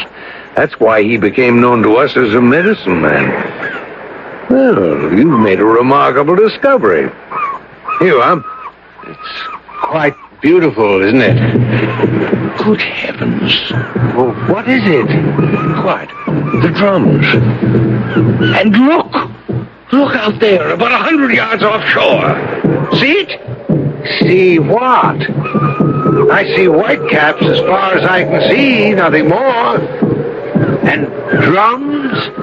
You're hearing things, Colonel. Look there! Follow where I'm pointing. See that inverted funnel of water? It's like a shroud. Don't you see it? I really don't. May I have the arrowhead? Yes, of course. Well, the drums have stopped. And that funnel of water is gone. You're a romantic, Colonel. Yes. Do you know what I'd do with that arrowhead if I were you? I'd throw it in the ocean. I certainly won't do that. You said it was unusual. My young daughter will treasure it as a wonderful souvenir. You're not pulling my leg, are you, Colonel? I assure you I'm not. What did you say your name was? Weymouth? Yes, George Weymouth. I'm an assistant professor of zoology. Weymouth? Yes, that could explain it. Explain what? Do you know anything about the history of your surname? No, not too much. There have been Weymouths here since the Revolutionary War. General Tad Weymouth, The name goes further back than that, Professor. I think I'd better tell you about it.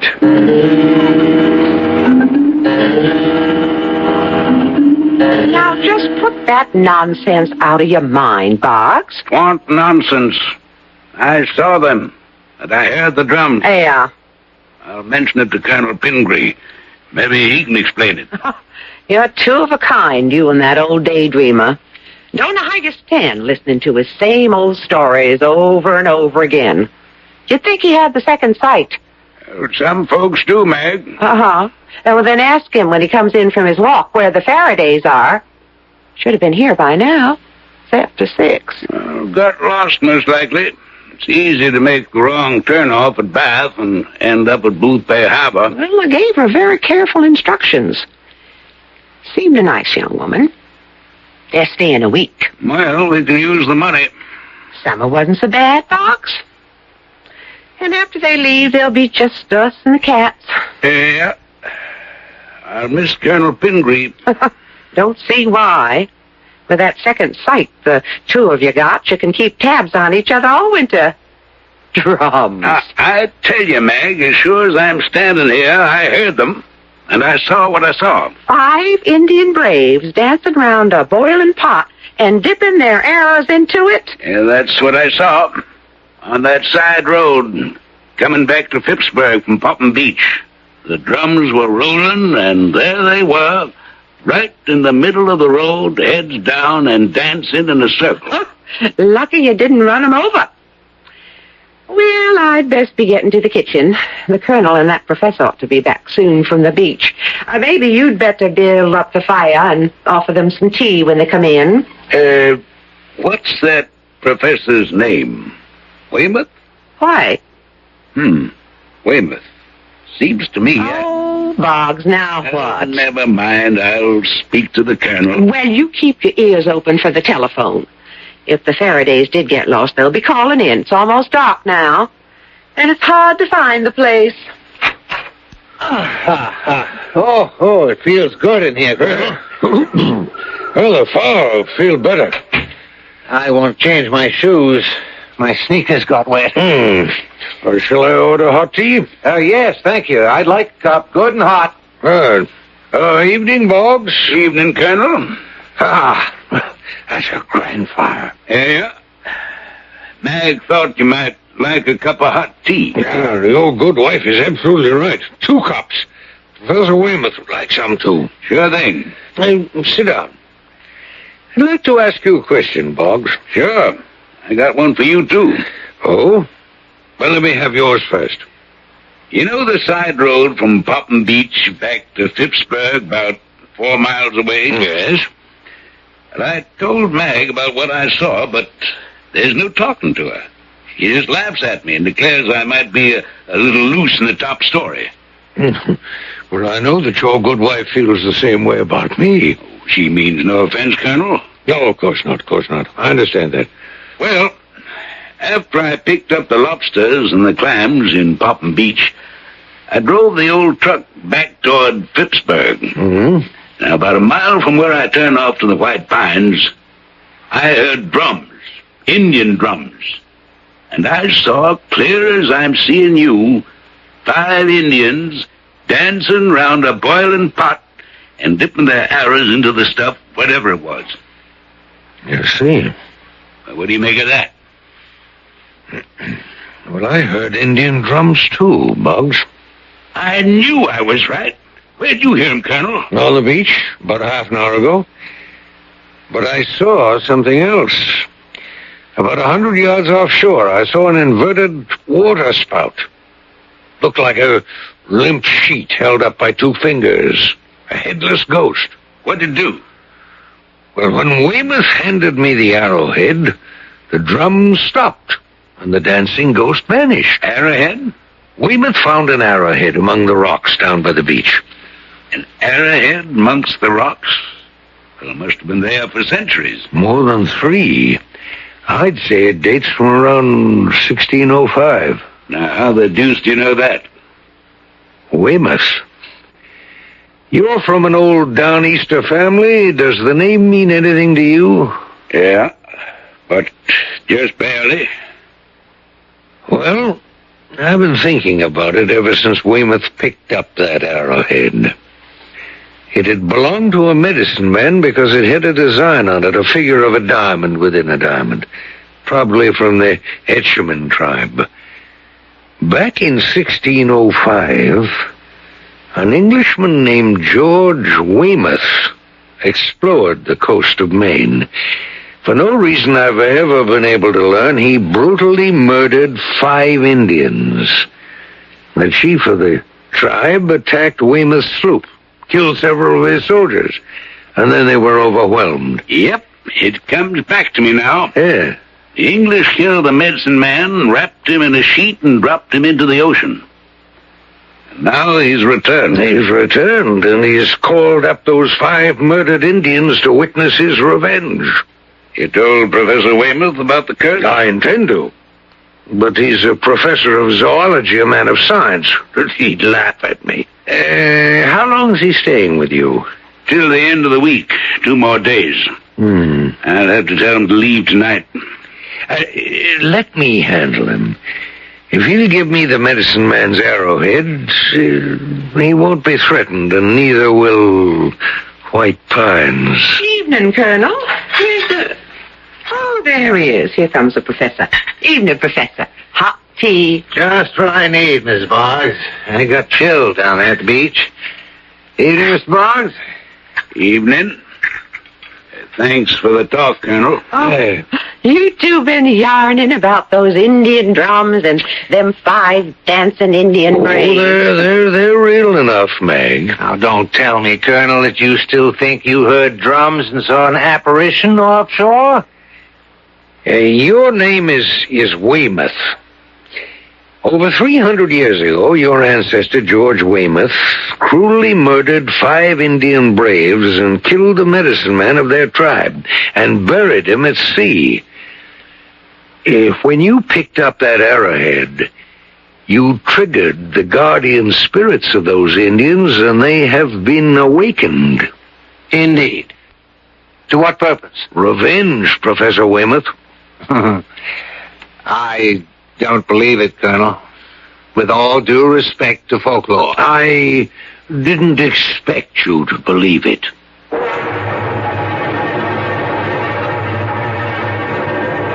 If Colonel Pingree and the innkeeper Boggs swear that they heard those celestial Indian drums and saw those apparitions, why should we disbelieve them? They are otherwise normal men. Psychic phenomena is not nonsense, despite the disbelief of Professor Weymouth, whose name links him with a brutal crime committed over 300 years ago. I'll be back shortly with Act 2.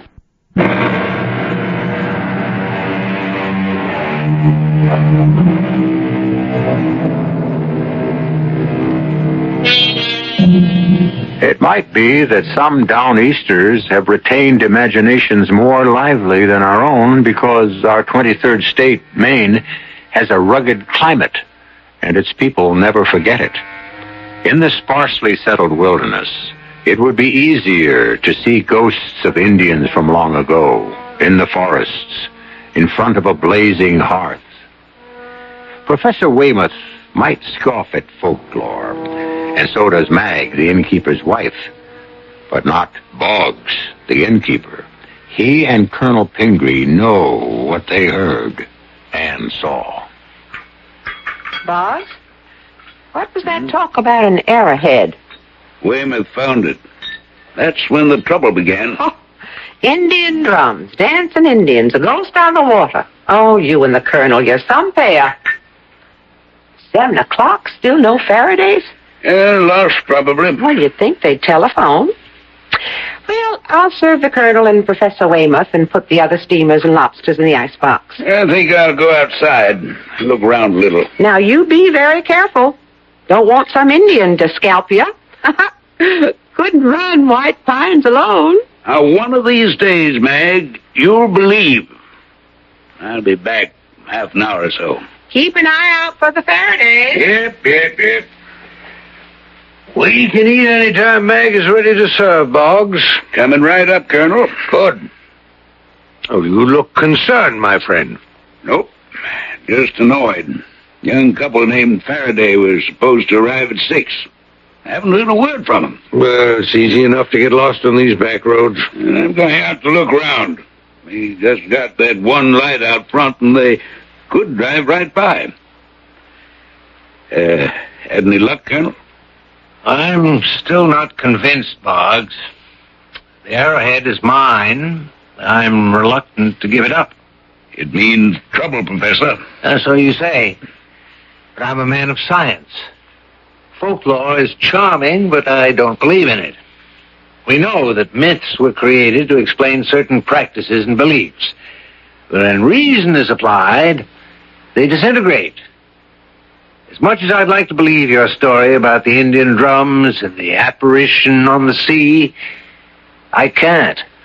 Well, then, Professor, I'll have to... No, Boggs, not so fast.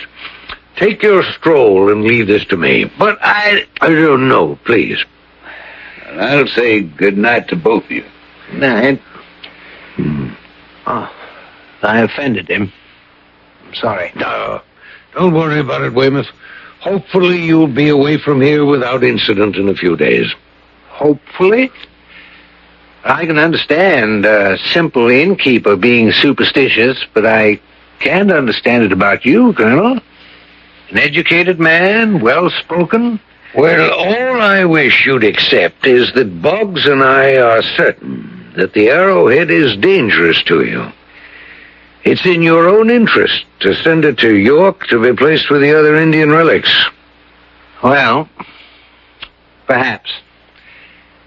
Come up to my room and we'll take a look at it. Agreed. You're making a wise decision, Weymouth. Maybe we'd better turn around, Ben. I'm sure I took the right road out of Bath. We drove through Winnegans and Arrowsick. We should have telephoned from Arrowsick to tell them we'd be late.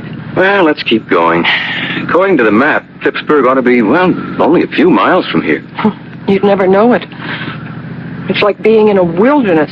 I haven't seen a sign for miles. And it's pitch black. Scared? Well, it is kind of spooky. Well, there's nothing here to harm you. Let's drive on. If we get to Phippsburg, we'll telephone White Pines. Maybe they'll hold dinner for us. It's after 7, Ben. We ought to be there by 7:30. Unless we're on the way to Booth Bay Harbor. I have the arrowhead in my bureau drawer. I'll regret giving it up, Colonel. Well, you'll regret it more if you keep it. Ah, here it is. Deadly looking, isn't it? But quite beautiful. Well, good heavens. What's that? A regular gale. And the sky is clear and the water calm. And there's fog all over the windows. Put down that accursed arrowhead and stand back, Weymouth. Look out! Look out! It's smashed out one of the windows. Weymouth, come here. Look, racing toward the beach. I can't believe it. Did you see it? Yes. A white sheet flying over the ground. And twirling as it goes. Now it's at the shore. It's going out to sea. Pingree, what is it? Did you see it? Did you see it, Colonel? Hey, the window's broken. What happened? Did it try to get in? Weymouth had the arrowhead in his hand when a tremendous gale arose. Then fog covered the window. I saw the fog. Yes, when I yelled, look out. But it wasn't fog. It was that medicine man who come out of the sea. Well, that's what I saw from the shore late this afternoon, Boggs. What about you, Professor Weymouth? I saw it, too. You believe now? I don't know what to believe. But you saw it with your own eyes, Weymouth. You saw the apparition, the ghost of that Indian medicine man who was killed and buried at sea hundreds of years ago. Now are you going to give the arrowhead to the Colonel? I admit what I saw, but I still can't believe it. My training and my mind refuse to accept the idea of an avenging ghost. What I saw might have been an illusion. That busted window ain't no illusion, Professor. Well, that might be explained in some way other than the fantastic notion that a ghost, which is weightless, could have broken that window. Now, what's all the excitement about? Box. The window. The ghost of the Indian medicine man paid Professor Weymouth a visit. What? Now, that's just crazy. You mean something that weighs less than a sheet of cheesecloth broke that window? Ask him. Professor? I don't honestly know, Mrs. Boggs. Then you were honest enough and you admitted seeing it, Weymouth. That's true. I did see something like a shroud, a winding sheet, trying to break through the window.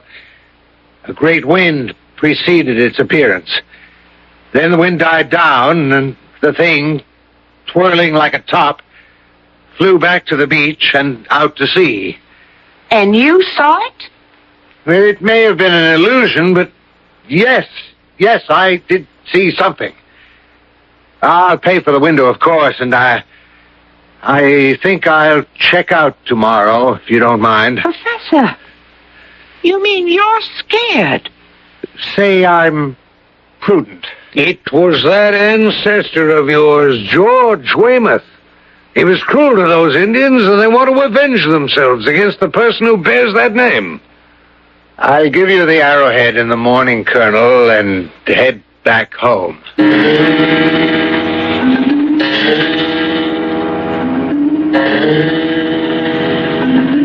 About 10 more minutes, Fran. I'm glad we telephoned. She was so nice, Mrs. Boggs. She'll have the steamers ready and then the lobster. Perfect. I could eat for hours. Ben, slow down. Ben, stop.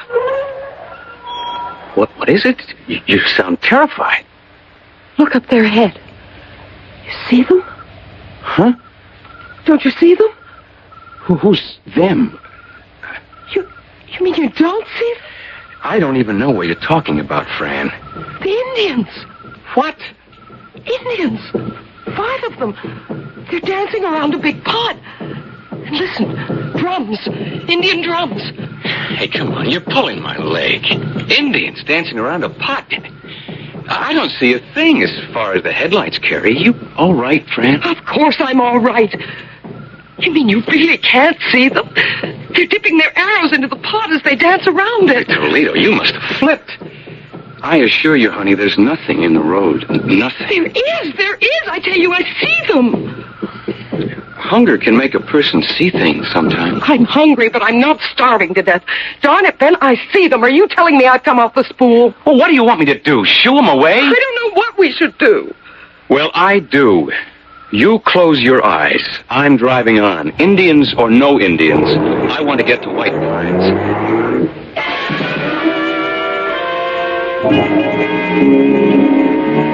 Faraday's ought to be along any minute. Yep. Now what's fretting you? Weymouth won't listen to reason. I'm glad he's leaving in the morning. If he wasn't, I'd tell him to get. Just because he won't do what you and the Colonel want him to? There's a curse on the man. An old Indian curse. What if that thing had gotten into the room and killed him? We'd never have another guest here, summer or fall. Oh, now get that sour expression off your face. It's almost 7:30. You stay here at the desk and wait for the Faradays. And be pleasant. I'm about ready to serve them steamers. Oh, that's them, Boggs. Evening. Hello there, Mr. Boggs. Yep. Glad you made it. Evening, ma'am. Good evening. Have trouble with the road? Well, no, the directions were fine. We just weren't sure we were on the right one. But it worked out. What a fine inn you have here, Mr. Boggs. Oh, it's lovely. Look at that lodge room, Ben, with logs blazing away in the fireplace. Fran, why don't we go in and have a drink in front of the fire? I can bring in our bags later. Never mind the bags. I'll fetch 'em. If you'll give me your keys, I'll park your car off the road. My wife will get you a drink, and you can have dinner any time. Steamers and lobster. Hope you like 'em. Perfect. Nothing better. All over you're scared, darling? Oh, Ben. Something go wrong on the way down? Well, it's too silly to mention, Mr. Boggs. Oh. Well, I'm not a pride man myself. My wife saw 5 Indians dancing around a pot and dipping arrows into it. Hunger pains, I told her. Did you now? Silly, wasn't it? Depends. You'd better sign the register, and I'll have her come out and fix you some drinks.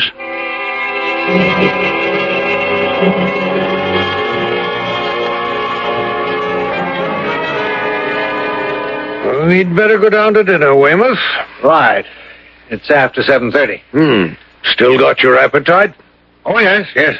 I'm recovered now. Quite an experience for you to tell about back home. A phenomenon. I can't quite yet encompass what happened. Well, accept it. Give me the arrowhead and tell your story on a wintry night to that little girl of yours. Of course, it's not a story, not fiction, because it really happened. It was strange.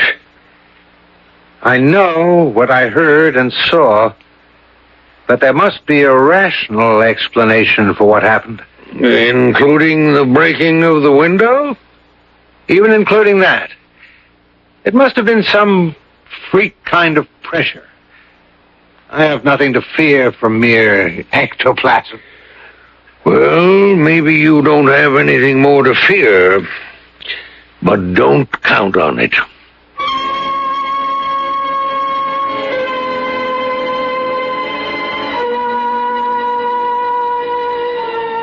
Professor Weymouth, even as you and I, is a rational man.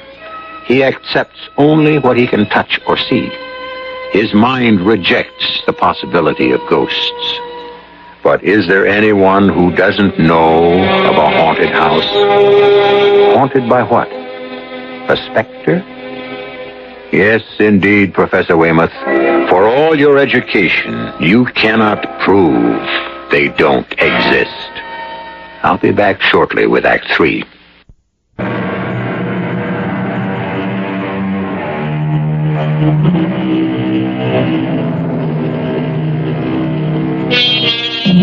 The White Pines Inn is located a few miles from Phippsburg on the rocky coast of Maine. The coast is beautiful, but forbidding, as the British found out during the Revolutionary War when 6,000 men of Maine fought them determinedly. Maine remembers those days of hardship and remembers her even earlier history. The first settlement in 1620 on the Saco River, the Abnaki and Etchemin Indians of the Algonquian family. And who is to say that the spirits of those dead do not still inhabit those huge forests of white pine, fir, spruce, and birch? Excellent dinner, Mag. Excellent. Oh, thank you, Colonel. Oh, very good. Best steamers and lobster I ever had. Yeah. Not to forget the Indian pudding. Well, that's real enough. Nothing ghostly about that, Professor Weymouth. You want coffee here or in the lodge room? Well, let's have it in front of the fireplace, Mag, if you please. And introduce yourselves to that nice young couple they're finishing up. Name's Faraday. Yeah, I'll do that. Faradays seem as content as we are. Good evening. Good evening. I'm Ben Faraday. This is my wife, Fran. How do you do? I'm George Weymouth, and this is Colonel Caleb Pingree. Oh, pleased to meet you, sir. Yeah. Colonel, will you join us? Well, thank you. I'm glad you arrived. Boggs and his wife had begun to worry about you. You lose your way? Well, we thought we had, but we were on the right road all along. And then the sun dropped out of sight, and it was so dark, I just crept along. Oh, we had an unexpected adventure. Then they wouldn't be interested. Well, certainly we would, Mrs. Faraday. Up here, anything unusual is welcome. It gives us something to talk about. Just seeing new faces is a treat. Especially yours, Mrs. Faraday. Why, thank you. Where are you from, by the way? Lewiston. You? Brunswick. I teach zoology. The colonel here just enjoys life. I suspect he's got a chest of old gold in his attic, and he's a mine of folklore about the Indians who used to inhabit these forests. Well, that's not quite true about the chest of gold, but Indian legends are my hobby. And we've just experienced another one. What? Well, it's true enough. Even Professor Weymouth has to admit what he saw. You saw something, Professor? I think so. When? Late this afternoon. Well, why are you looking so startled? Mrs. Faraday. Excuse me. You, experienced an Indian legend? 4 cups, cream, sugar. I'll leave the pot. No, thank you, Mag. Are you all right, young lady? Look kind of peaked. Oh, Indian legend. So that's it, Colonel. Got another listener to those Indian legends of yours. No, my dear Meg, I've said Now, nothing. don't let the Colonel pull your leg, Mr. Faraday. He and my husband, Boggs, sees things where they ain't. If they ought to give me the creeps listening to the two of them. Say what they want to. There's no such thing as ghosts. What about the broken window, Meg? Well, that's just a freak swirl of wind. And the twirling shroud that scudded out to sea. Well, I didn't see it. Now, I'll thank you not to go scaring these young folks. You are not going to believe this, Mrs. Boggs. Go on, friend, tell them. Well, not far from here, when I thought we were lost, Ben stopped the car, and the headlights cut a tunnel of light far down the road, and then I saw them. People see things when they're hungry. Maybe I was imagining things, but I'd swear I really saw them. 5 Indians dancing around a pot or cauldron and dipping their arrows into it. You have no doubt about what you saw, Mrs. Faraday? I saw them as plain as I see you. Well, Professor, I was inclined to disbelieve you and Boggs, Colonel, but this story of Mrs. Faraday's cannot be discarded. You saw the Indians. Did you hear drums? Yes, distinctly. What's this all about? Revenge, Mr. Faraday. What? Revenge for what? You'd better tell them, Pingree. You'll excuse me. I need some fresh air. I'll see you later, Colonel. He looks terribly worried, Ben. Yeah. Because he's the intended victim of an Indian's revenge.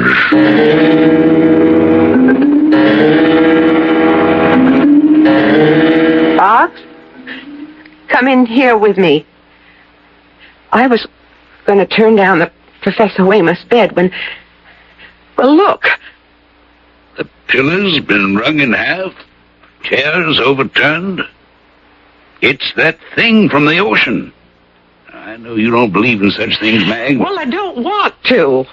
But this... Either the Professor went crazy or... Well, how do you account for all this damage? First to the window. Now the room wrecked. And the pillow twisted in two. Like wringing a person's neck until he was dead. The Indian medicine man. Somehow he got back in here and thought he had Weymouth by the neck when what he had was the pillow. A powerful wrench. The pillow's twisted in half, feathers all over. I'm telling him to leave White Pines tonight. You think we better call the police in Phippsburg? Oh, they don't believe in apparitions any more than you do, Mag. Well, I'm not so sure now that I don't. Because I've never seen anything like this. Where is the professor? When the Colonel began to tell the Faradays the story, the Professor went out for some fresh air. And I'll find him and tell him to pack up and leave.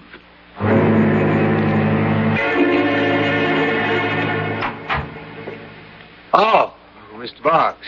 Like to have a word with you, Professor. Enjoy your stroll, Weymouth? I just stood outside and breathed deeply and looked at the sky. Mag went upstairs to turn down your bed. The room was a shambles. Chairs overturned, bed all rumpled, and the pillow wrung in half. What? I haven't been near the room since dinner time. The ghost of that Indian medicine man's been there. If you'd been stretched out on that bed, you'd be dead. That pillow was twisted in two. Feathers all over the place. Good Lord. I'm sorry to have to say this, Professor, but I want you to pack and leave. Tonight. I don't blame you. I'll pay for all the damage. I'm deeply sorry. Bring me the arrowhead, Weymouth. That's the source of your trouble. Until you've disposed of the medicine man's arrowhead, you won't have peace, and you may, in fact, die. Have your doubts about specters, but give me that fatal arrowhead. I'm convinced, Colonel. I'll be right back. Even Mag's convinced now, Colonel. I'd imagine so.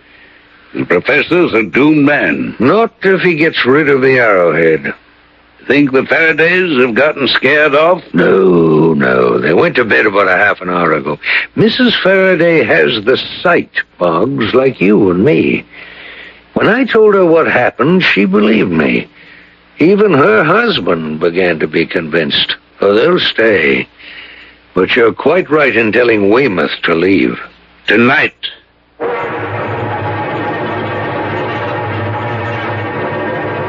Fran, stop fussing and come to bed. I'm not fussing. I'm just thinking about what the colonel told us about George Weymouth and how he murdered those 5 Indians way back in 1600-something. Yeah, but it's just crazy to think that some old medicine man is out to murder the professor. He didn't kill those Indians. Why is he to blame? Just because he has the same name, that's all. You believe that? Yes, Ben. Oh, my goodness. What is it? Look out there. On the water, see it? Yeah. Something's rising from the water offshore. It's a water spout. No, it's not. It's upside down. It looks like a sheet, and it's turning round and round. And it's floating this way, towards shore. What is it? It's that thing the colonel told us he saw. The ghost of the medicine man who was buried at sea. It's coming towards the end. Ben, I'm afraid. I'll get Bob. No, don't leave me, Ben. Look, it's on the shore and it's coming up the hill. And listen to the wind. It's coming toward us. No, it's heading for the rooms to our right. That's where Professor Weymouth is staying. It's after him, Ben. It broke the window. The whole place is shaking. Come on, friend. Let's get out of here. Help me! The thing's got him, Ben. Colonel, Mr. Boggs. Open the door, Boggs. We have only seconds. Don't go in there, Ben. I have to.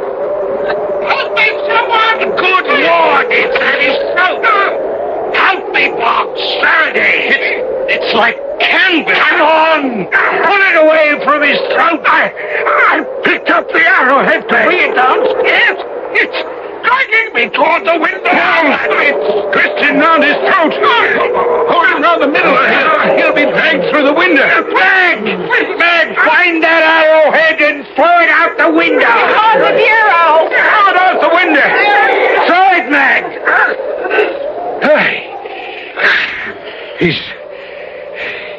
He's fainted. Here's some water. Notice the wind's died down, and the thing that had him by the throat, it's in a heap on the floor. Canvas. Look. When I touched it just now, it crumpled in my hand. It's like dust. Oh, my throat. Oh, thank you. You had a close call, Weymouth. You're lucky to be alive. Thank God all of you were close by, or it would have killed me. I'm very grateful. Can you tell us what happened? I can. I was looking out the window when I saw the apparition come out of the sea and drift this way. Then a great wind came up, and the thing kind of embraced the house. It was when the window broke that the professor began to cry out. It floated in like a small upside-down cyclone. I tried to stay out of its way, but it began to wrap itself around me. It was horrible. What in heaven's name was it? What could it be? You know, Amos. It was the ghost of the Indian medicine man come back to avenge the murder of those 5 Indian braves. It was your forebear who killed them, and the spirit of the medicine man has never forgotten.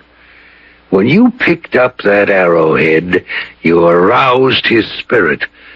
Only by giving up that arrowhead could you break the fatal connection. Well, where is the arrowhead now? I threw it out the window, Professor. Oh. And something else. When it hit the rocks below, there was a burst of flame. and then nothing. I believe it. I believe all of it, Colonel. The 5 ghostly Indians. They did exist. Lucky for you, Weymouth, that you've lived to tell the story.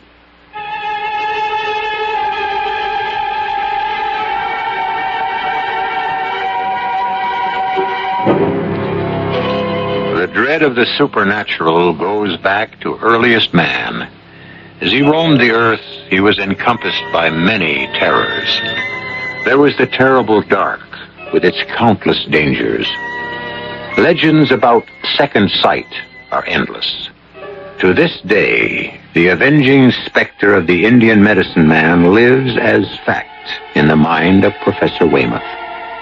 I'll be back shortly.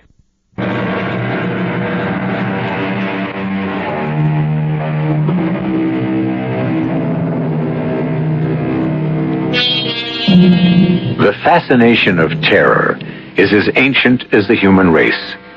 It is stronger than our intellect, stronger even than our fears. It goes to the core of our very being. The brutal, unnecessary killing of 5 Indians in 1605 by George Weymouth laid a curse on those who bore his surname. Perhaps there is a kind of real justice after all. Crimes of long ago, unavenged, can be avenged. Our cast included Robert Dryden, Court Benson, Guy Sorrell, Ann Petoniak, Suzanne Grossman, and Jay Gregory. The entire production was under the direction of Hyman Brown. And now, a preview of our next tale. Why did you allow her to leave so early? You and I have to talk. Well, whatever we say would be beyond her. Yes, if she's Group 3. Turn? How could Turn be an inspector? I suspect Turn, because she's too perfect. Too absolutely Group 3. Well, suppose she is an inspector. What have you and I ever said to each other that's reportable? I am head of repair. You are Admiral of the Fleet. And we are about to be disenfranchised. Why? Corral cannot qualify for Group 1. He will fail the examination. But you took him to repair yourself. He was judged in perfect balance. Oh, yes. Because he was examined by a single practitioner, and I was present. Do you think he's out of balance? Oh, I know it. He's one of those. I refuse to believe that. You refuse to accept it. Radio Mystery Theater was sponsored in part by Buick Motor Division. This is E.G. Marshall inviting you to return to our Mystery Theater for another adventure in the macabre. Until next time, pleasant dreams.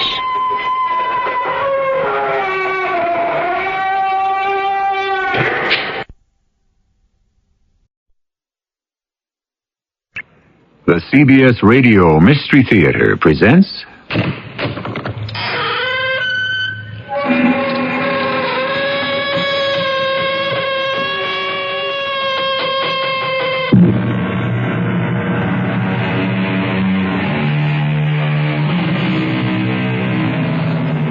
Come in.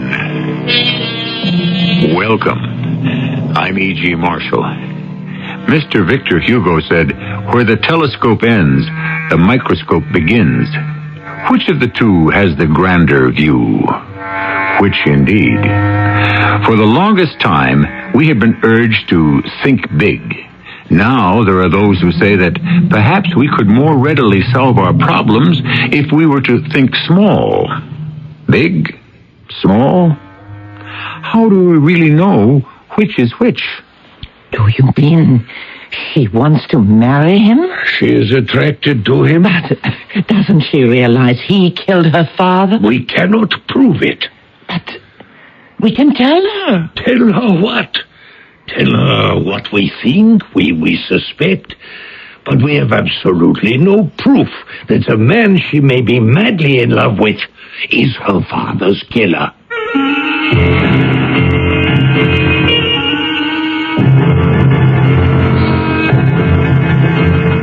Our mystery drama, Heads You Love, Tales You Die was written especially for the Mystery Theater by Sam Dan and stars Marion Seldes and Court Benson.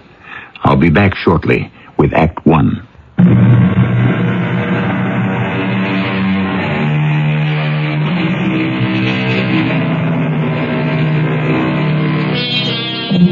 When you meet the Countess Elena Moreni, your immediate reaction is, of course, this lady must be the genuine article.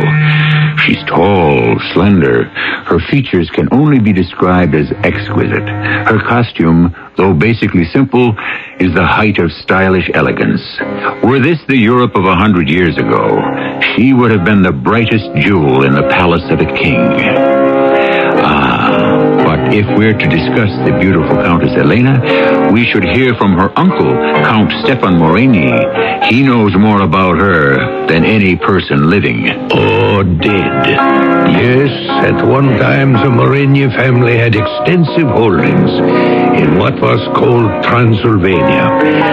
But everything's gone.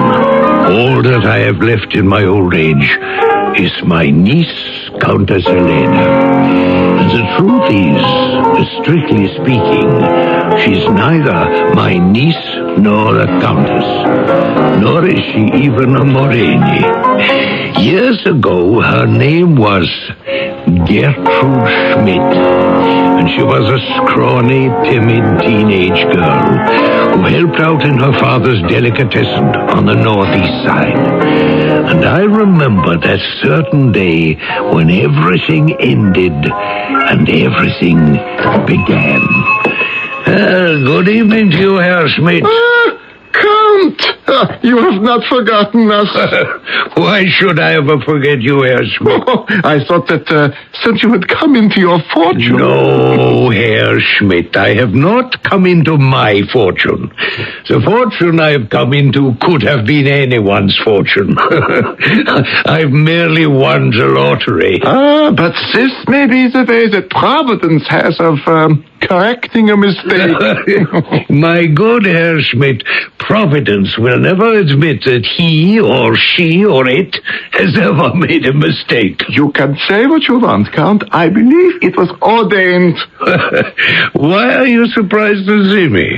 I thought that now you are rich, you would buy at some more exclusive places. My good friend, you are the only shop in town where one may purchase paprika that is worthy of the name. A true paprika. I have put some aside for you, Count. Gertrude, here is Count Moreni, who has come all this way to buy from us.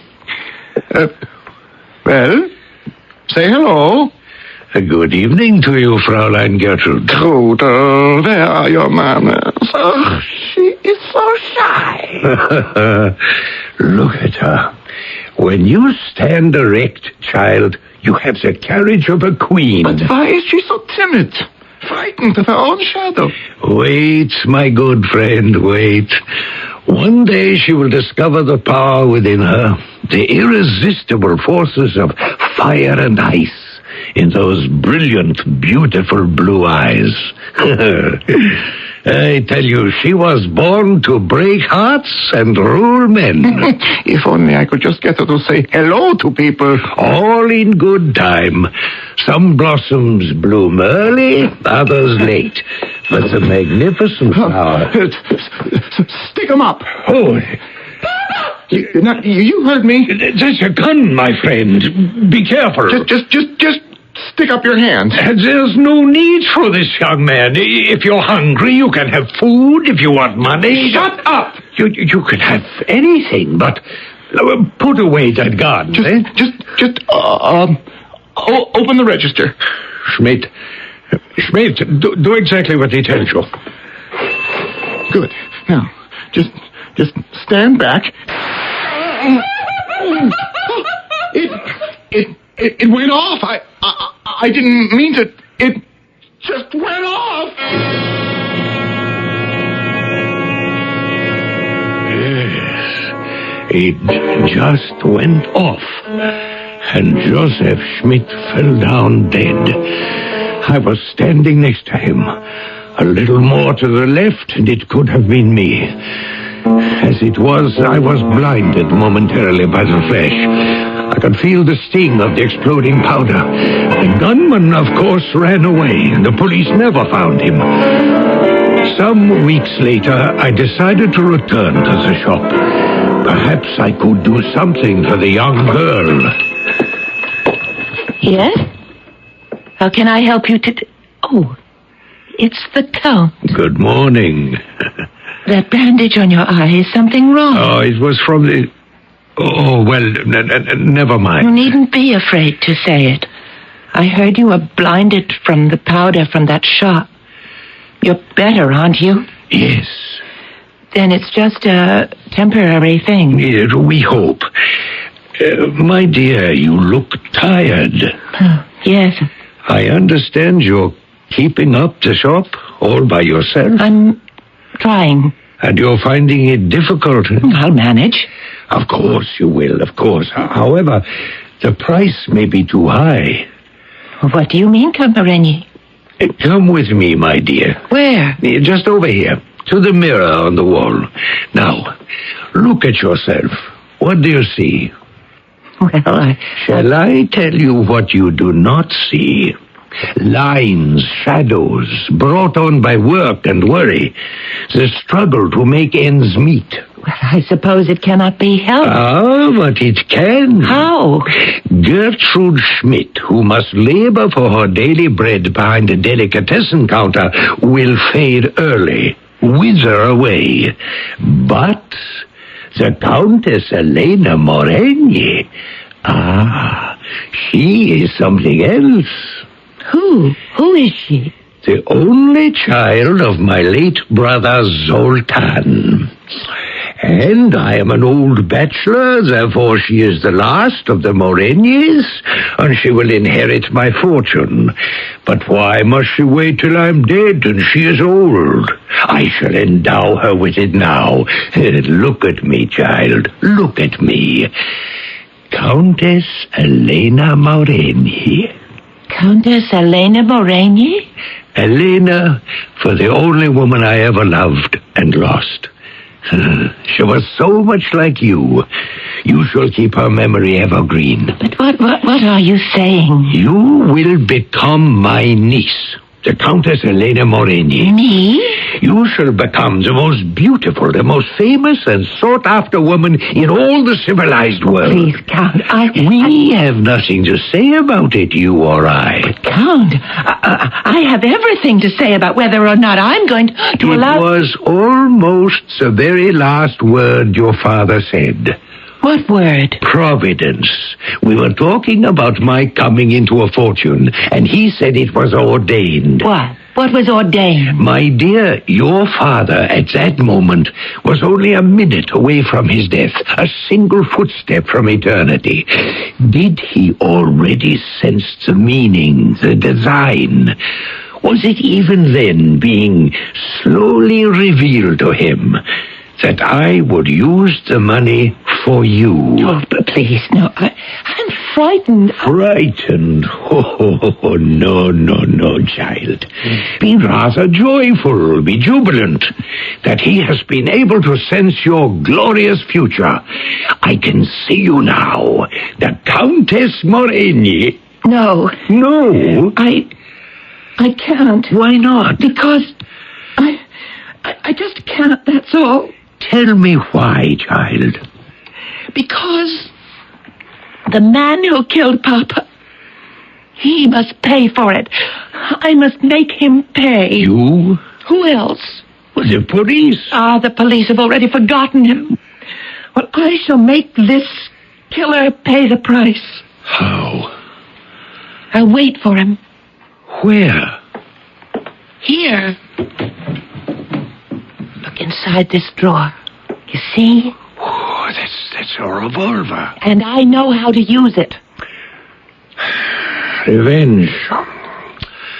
Surely a Moreni cannot argue against it. He will come back here one day. Why do you say that? He will come back. I know it. My dear, your grief has made you angry and frustrated. My father was murdered. And you cannot tear yourself away from the place where he fell, as if somehow that would keep him by your side. But ask yourself, what would make him happier if you wasted away as a drudge in a shop, or if you blossomed into the magnificent Countess Moreni?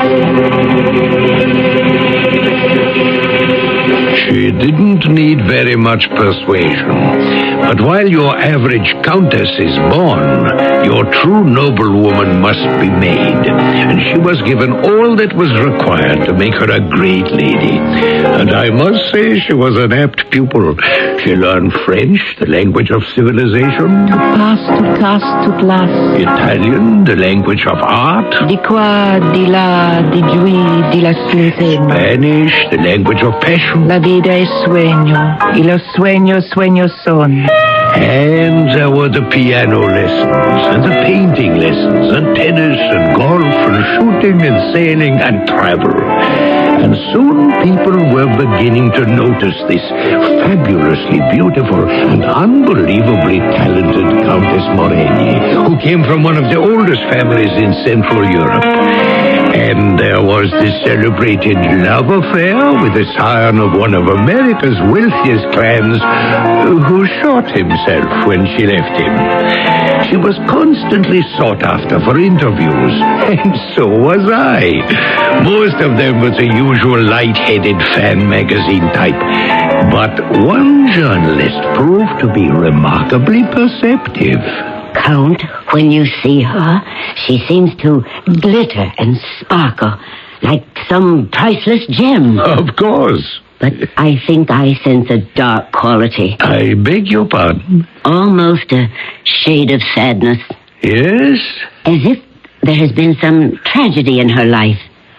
Has there been a tragedy? Why don't you ask her? I did. And what did she say? She said no. Well, then, that should be the answer. But I don't believe her.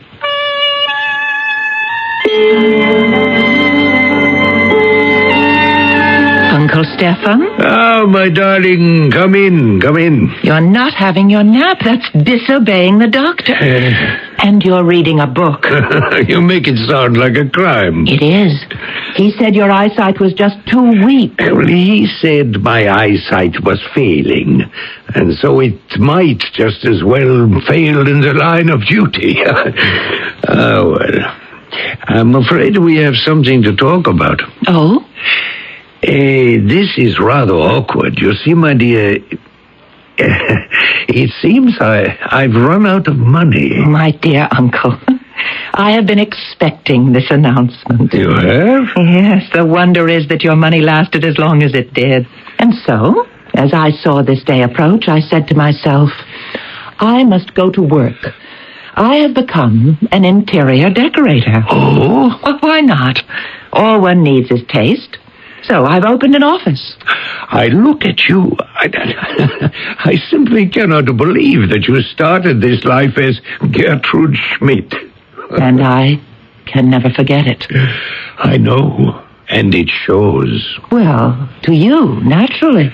Yes, and also to an extremely perceptive reporter, Miss Rivers. I've never forgotten my father. And that day. And I've made a vow that that murderer will be brought to justice. Sometimes, my dear, we must remove vengeance from our hearts, or it shall destroy us. No.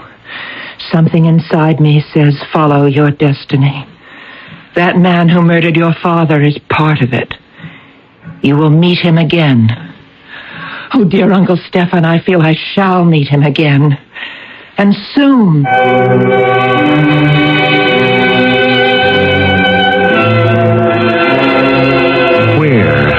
In the rarefied atmosphere of her present environment, among the rich, the great, the famous, the fact is, she's become a part of this world.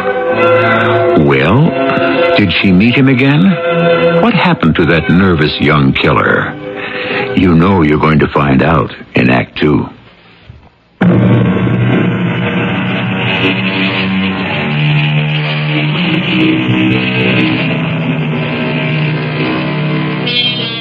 Most popular of all stories is Rags to Riches. But the problem with most of them is the fact that the transition is never really smooth or easy. And no matter how high one becomes, or how many riches one acquires, it's impossible to leave all the rags behind. There are always loose ends to be tied. Usually ghosts that must be laid to rest. Here again is Uncle Stefan. Till now, she had just been a beautiful playgirl of the international set. But soon her entire image had changed. She had become a professional working woman. You would see her designs in the leading decorating magazines. She was being consulted and quoted. She had acquired stature and authority. My little Gertrude Schmidt, whom I had transformed into the magnificent Countess Moreni. There was only one small cloud, the usual one, that never could disappear. May I have another cup of coffee, my dear? No, you really shouldn't. It's your fault for brewing it exactly the way I like it. Well, it's the way Papa taught me. And every time I smell it, I think of him. Isn't that why I do it? Deliberately, to keep him fresh in my memory? Certainly. You realize that's a question Freud would ponder over for pages and volumes. And you so casually dismiss it in one word. Oh, naturally. You're in a good temper this morning. And you've mentioned Freud. Does this mean what I think it does? And what is that? Are you thinking it's time you fell in love? Oh, it's always time to fall in love. All one needs is to find the man.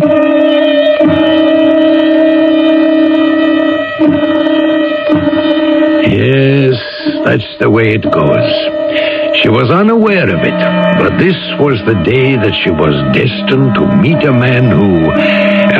but I mustn't get ahead of myself. I can only say that that day there was another conversation at another breakfast table.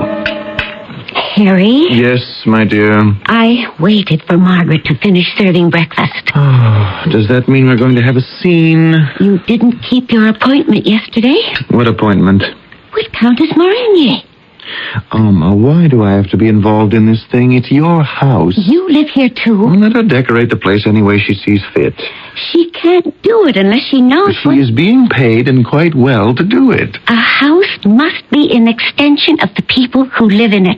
It's a good sales talk, but she doesn't have to persist in that nonsense. She already has the job. Let her do it. Take the money and run. That is not how the Countess Morenier has become the foremost interior decorator in this country. Alma, I am too busy. You promised I could have the Countess do the house. I wrote out a check. What more do you want? Unless she has an opportunity to meet you, she'll resign the account. Well, that's just too bad. Harry, I am trying to hold on to my temper. Alma, I'm very busy. I don't want to become angry.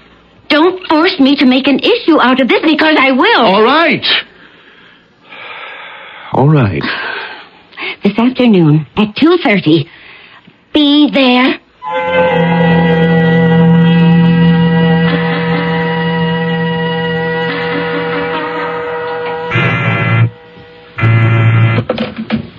Who?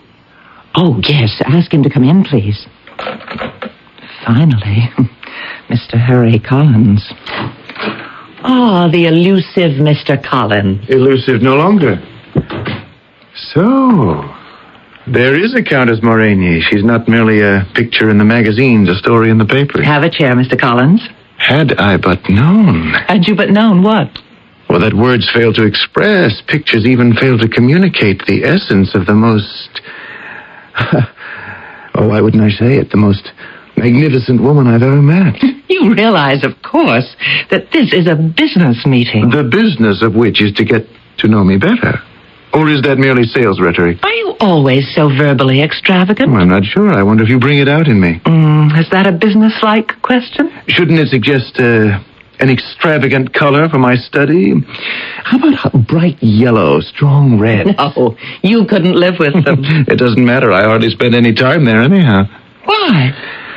That is a long story. Why don't I tell you about it over lunch? No, I've just come back from lunch. Well, dinner then. Don't you have dinner with your wife? I can't when I'm having a business meeting. But your wife is my client. Why don't we talk about it over cocktails? Why don't we talk about it here? Well, the fact is, an office always seems to inhibit me. Mr. Collins. Harry. Mr. Collins, I don't think anything could ever inhibit you. No, you must try some more of Ilona's soup. I think she surpassed herself this evening. Thank you, my dear. I'm sorry. I didn't see. It's all right. It's all right, darling. The doctor said it would come to this. No. You mustn't talk about it. Well, I've seen what's worth seeing. Transylvania, the most beautiful country in the world. And you, the world's most beautiful woman. As for the rest...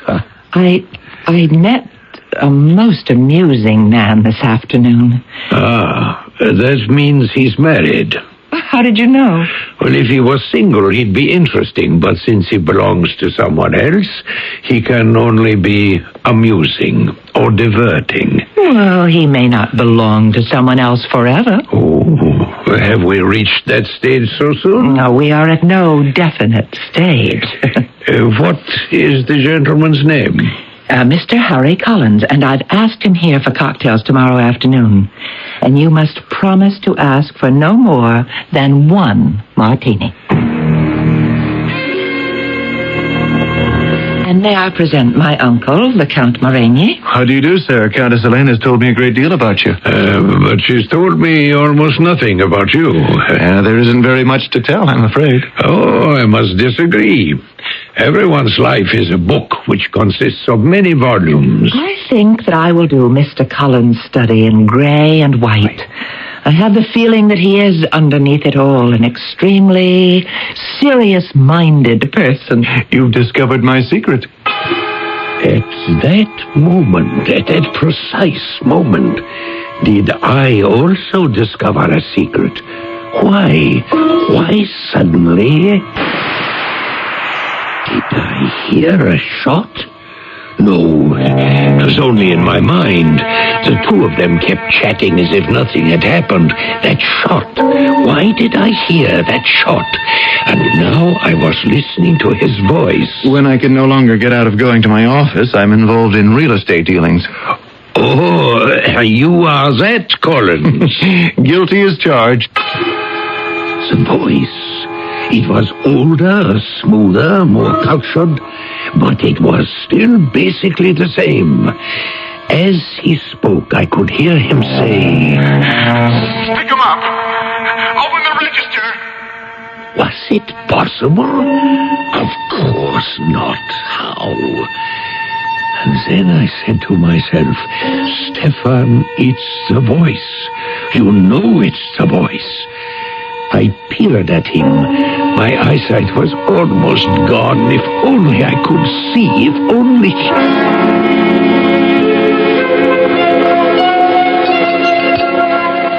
You're not very hungry this morning, Uncle. Oh, I'd like to say a penny for your thoughts, but in these inflationary times...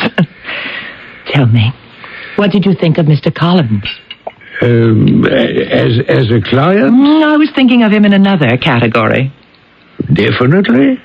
Possibly. My dear, this Mr. Collins, does he seem familiar? In what way? Oh, in any way. I don't think so. You don't feel perhaps that you might have met him somewhere, sometime? No. Does he seem familiar to you? I'm not sure. Well, why do you ask me that question? Does Mr. Collins seem familiar? It was just an idle question. But you never ask an idle question. I'm getting older. And wiser? No, unfortunately. Well, to lay that particular question to rest, I've never met Mr. Collins before. That should end it then. I couldn't even imagine where or under what circumstances. Good afternoon, Miss Rivers. How good of you to come. What reporter in her right mind would refuse an invitation from the celebrated Count Morenier? You mean the uncle of the celebrated Countess Morenier. The tea tray is laid out, as you can see. Well, I wonder if you'd be good enough to pour. Of course. Cream, sugar, lemon. Just tea for me, thank you. And now, sir, may I ask why you have invited me here? I want information. We reverse roles. I'm the one who usually makes that request. What do you know about a Mr. Harry Collins? May I ask why? Let me say this. If you keep this matter confidential... It's not my business to keep matters confidential. Quite the other way around. I will promise you, if anything comes of it that should be of interest to the media, I promise you will be given, what do you people call it, a scoop? We say beat. Why do you want this information? That must be part of our bargain. Agreed? I'll call you tomorrow.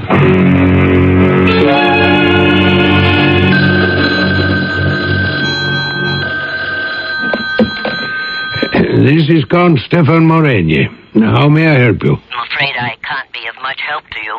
Oh, this is Miss Rivers. Well, then again, it all depends on the kind of help you need. Concerning Mr. Collins. He was a very poor boy from the northeast side. Ah, the northeast side. The kind of kid who'd get himself into all kinds of scrapes. Serious ones? He was suspected of a few burglaries here and there, nothing that could be proved. Has he no police record? No. Well, he met a girl, got married, got a job, went to night school. The girl evidently reformed him. She's his present wife. I see. He went to work for a real estate firm. In 10 years, he owned it. It's been growing ever since. And that is all we know about Mr. Collins? That is all we know. The conviction. It kept growing stronger. Harry Collins, this self-made millionaire, he was the killer. How could that be possible? But wasn't anything possible? Didn't scrawny Gertrude Schmidt become the radiant Countess Morenier? I was positive. But what could I do about it? How could I hope to prove it?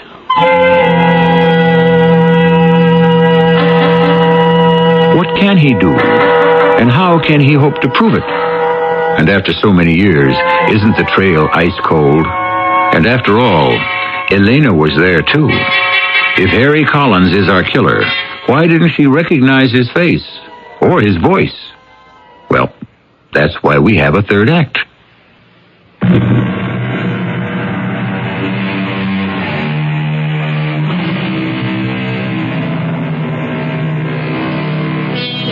You can say what you like about facts and figures and statistical data. The truth seems to be, or at least experience tells us, that most of our great decisions are based on hunches.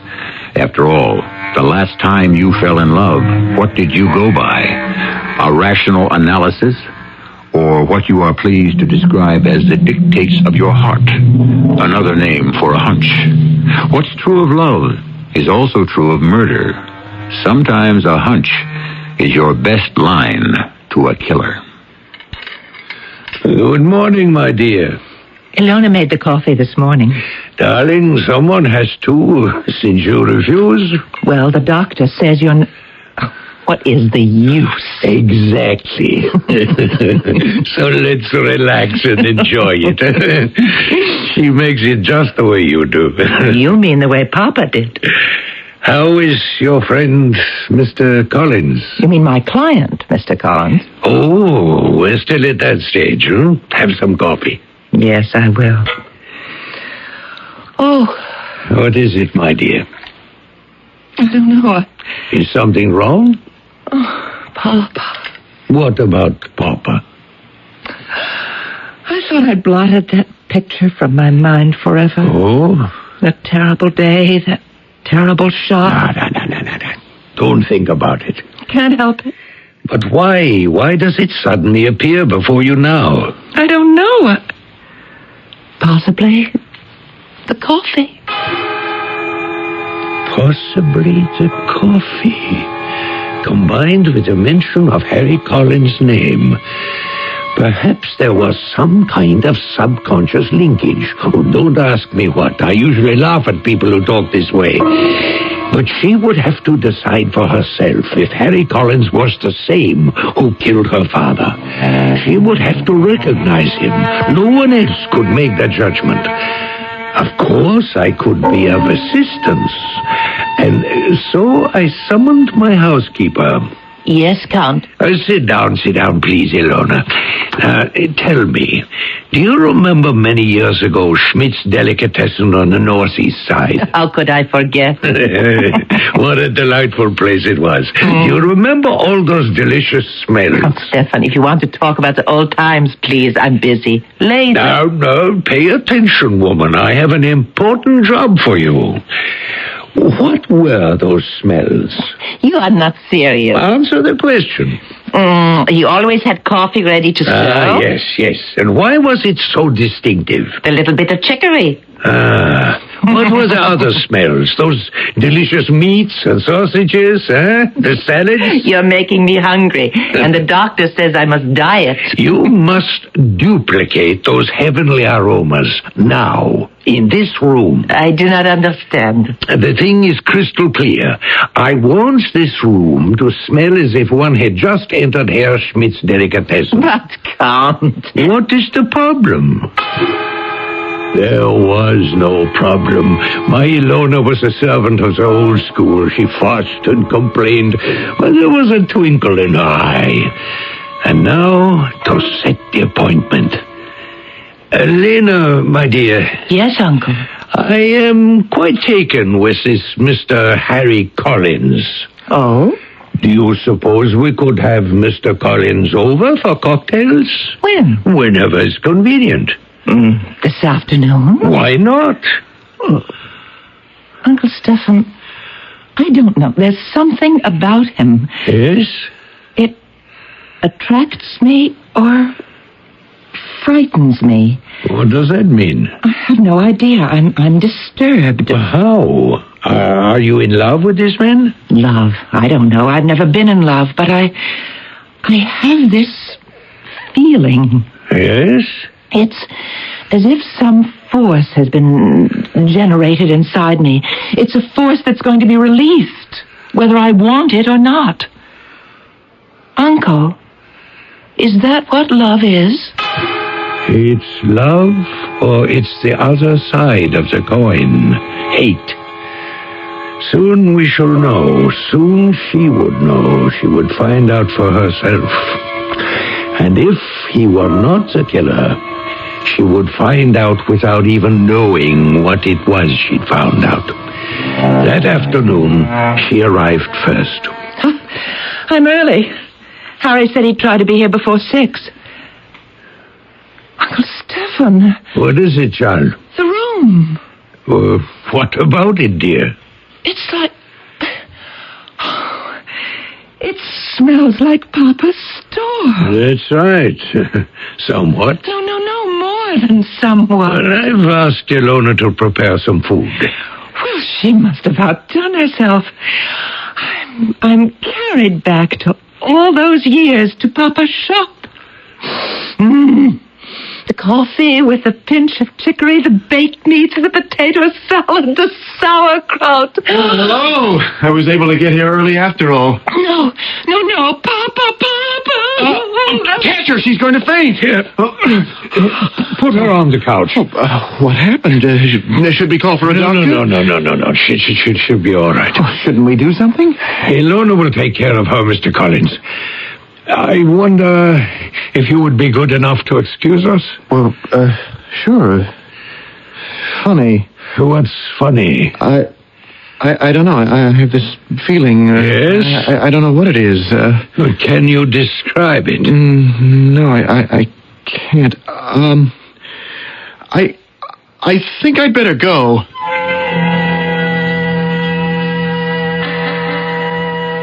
All right, Elena. Yes. No. Don't try to get up. Lie quiet for a bit. He's the one. Harry is the one. Yes. And you knew it. Yes, my dear. Why didn't you tell me? What was there to tell? A suspicion? It could have clouded the rest of your life. You had to make the discovery for yourself. And I made it. Yes. Now what? Now, I'm going to kill him. Is it wise? Your own words. A Moreni cannot argue against revenge. When he has been injured, he does not run whining about it to the law. That was a philosophy for another place, another time. There's a practicality here. Think of what you have to lose. The world will discover that the Countess Moreni is really Gertrude Schmidt. Well, the world will survive that discovery. But will you? There's nothing shameful about being Gertrude Schmidt. But there's something awfully wasteful about spending the rest of your life in prison. I know that, but I have no choice. You don't? Uncle, are you saying that he's to get away with murder? He has to pay for it. Now, please, Uncle Stefan, I must get up. Where are you going, my Going to my room. I have a .22 caliber automatic. And then I shall visit Mr. Harry Collins. Alma, are you busy? I want to talk to you. I hope this won't take long, Harry. I'll have to go upstairs soon, dress for dinner. You will, too. We're dining with the Alcotts. Alma, please, listen. I want a divorce. Alma? No. I won't let you go. What good am I to you? I own you. And don't you ever forget it. If I should go to the police Alma, please, try to understand. I'm in love. Of course you are, darling.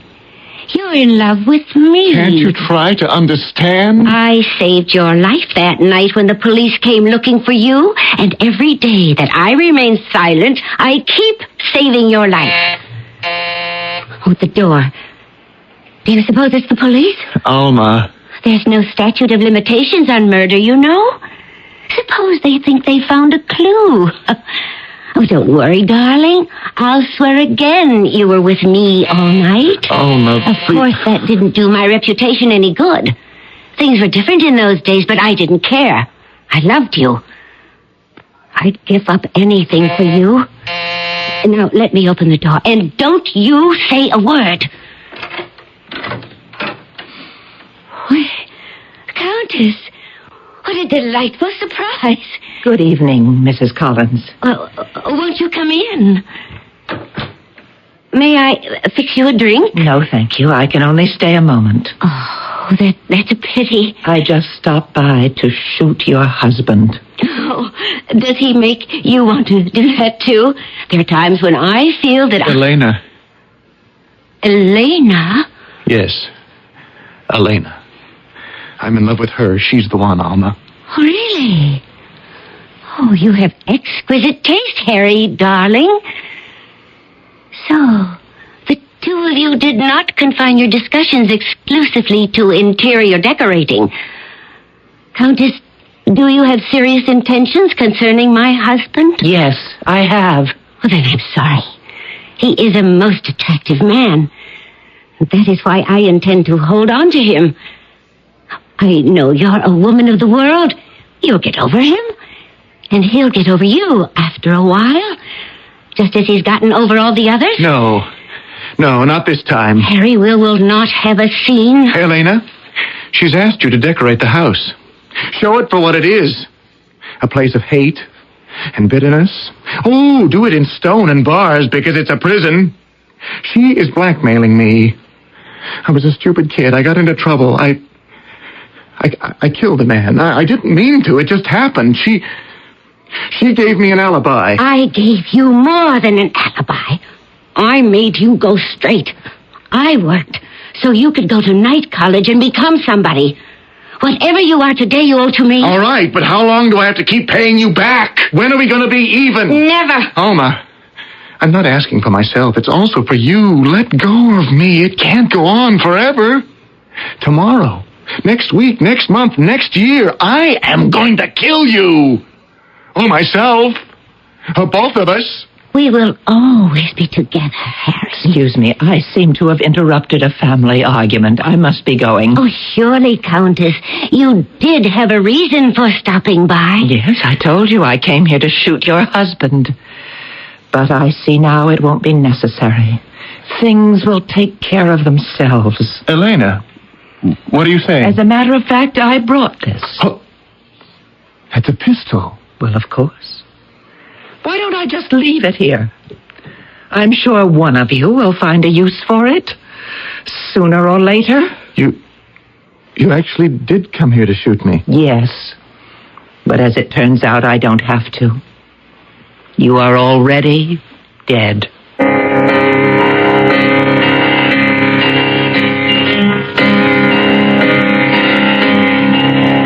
There is certainly a new style in things.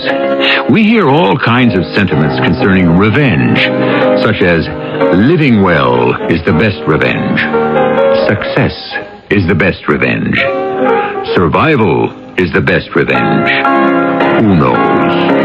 I can only say that if revenge is being put on a more positive and less violent basis, I am certainly in favor.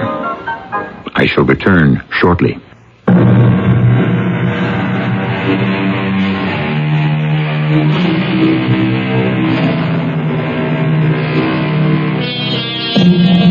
An eye for an eye. It's so clearly stated in the book. And for years, we have tried to probe beyond its literal meaning to the spirit. And perhaps what was really meant in that ancient language was picked up later by a poet named Sir William Gilbert. Make sure the punishment fits the crime.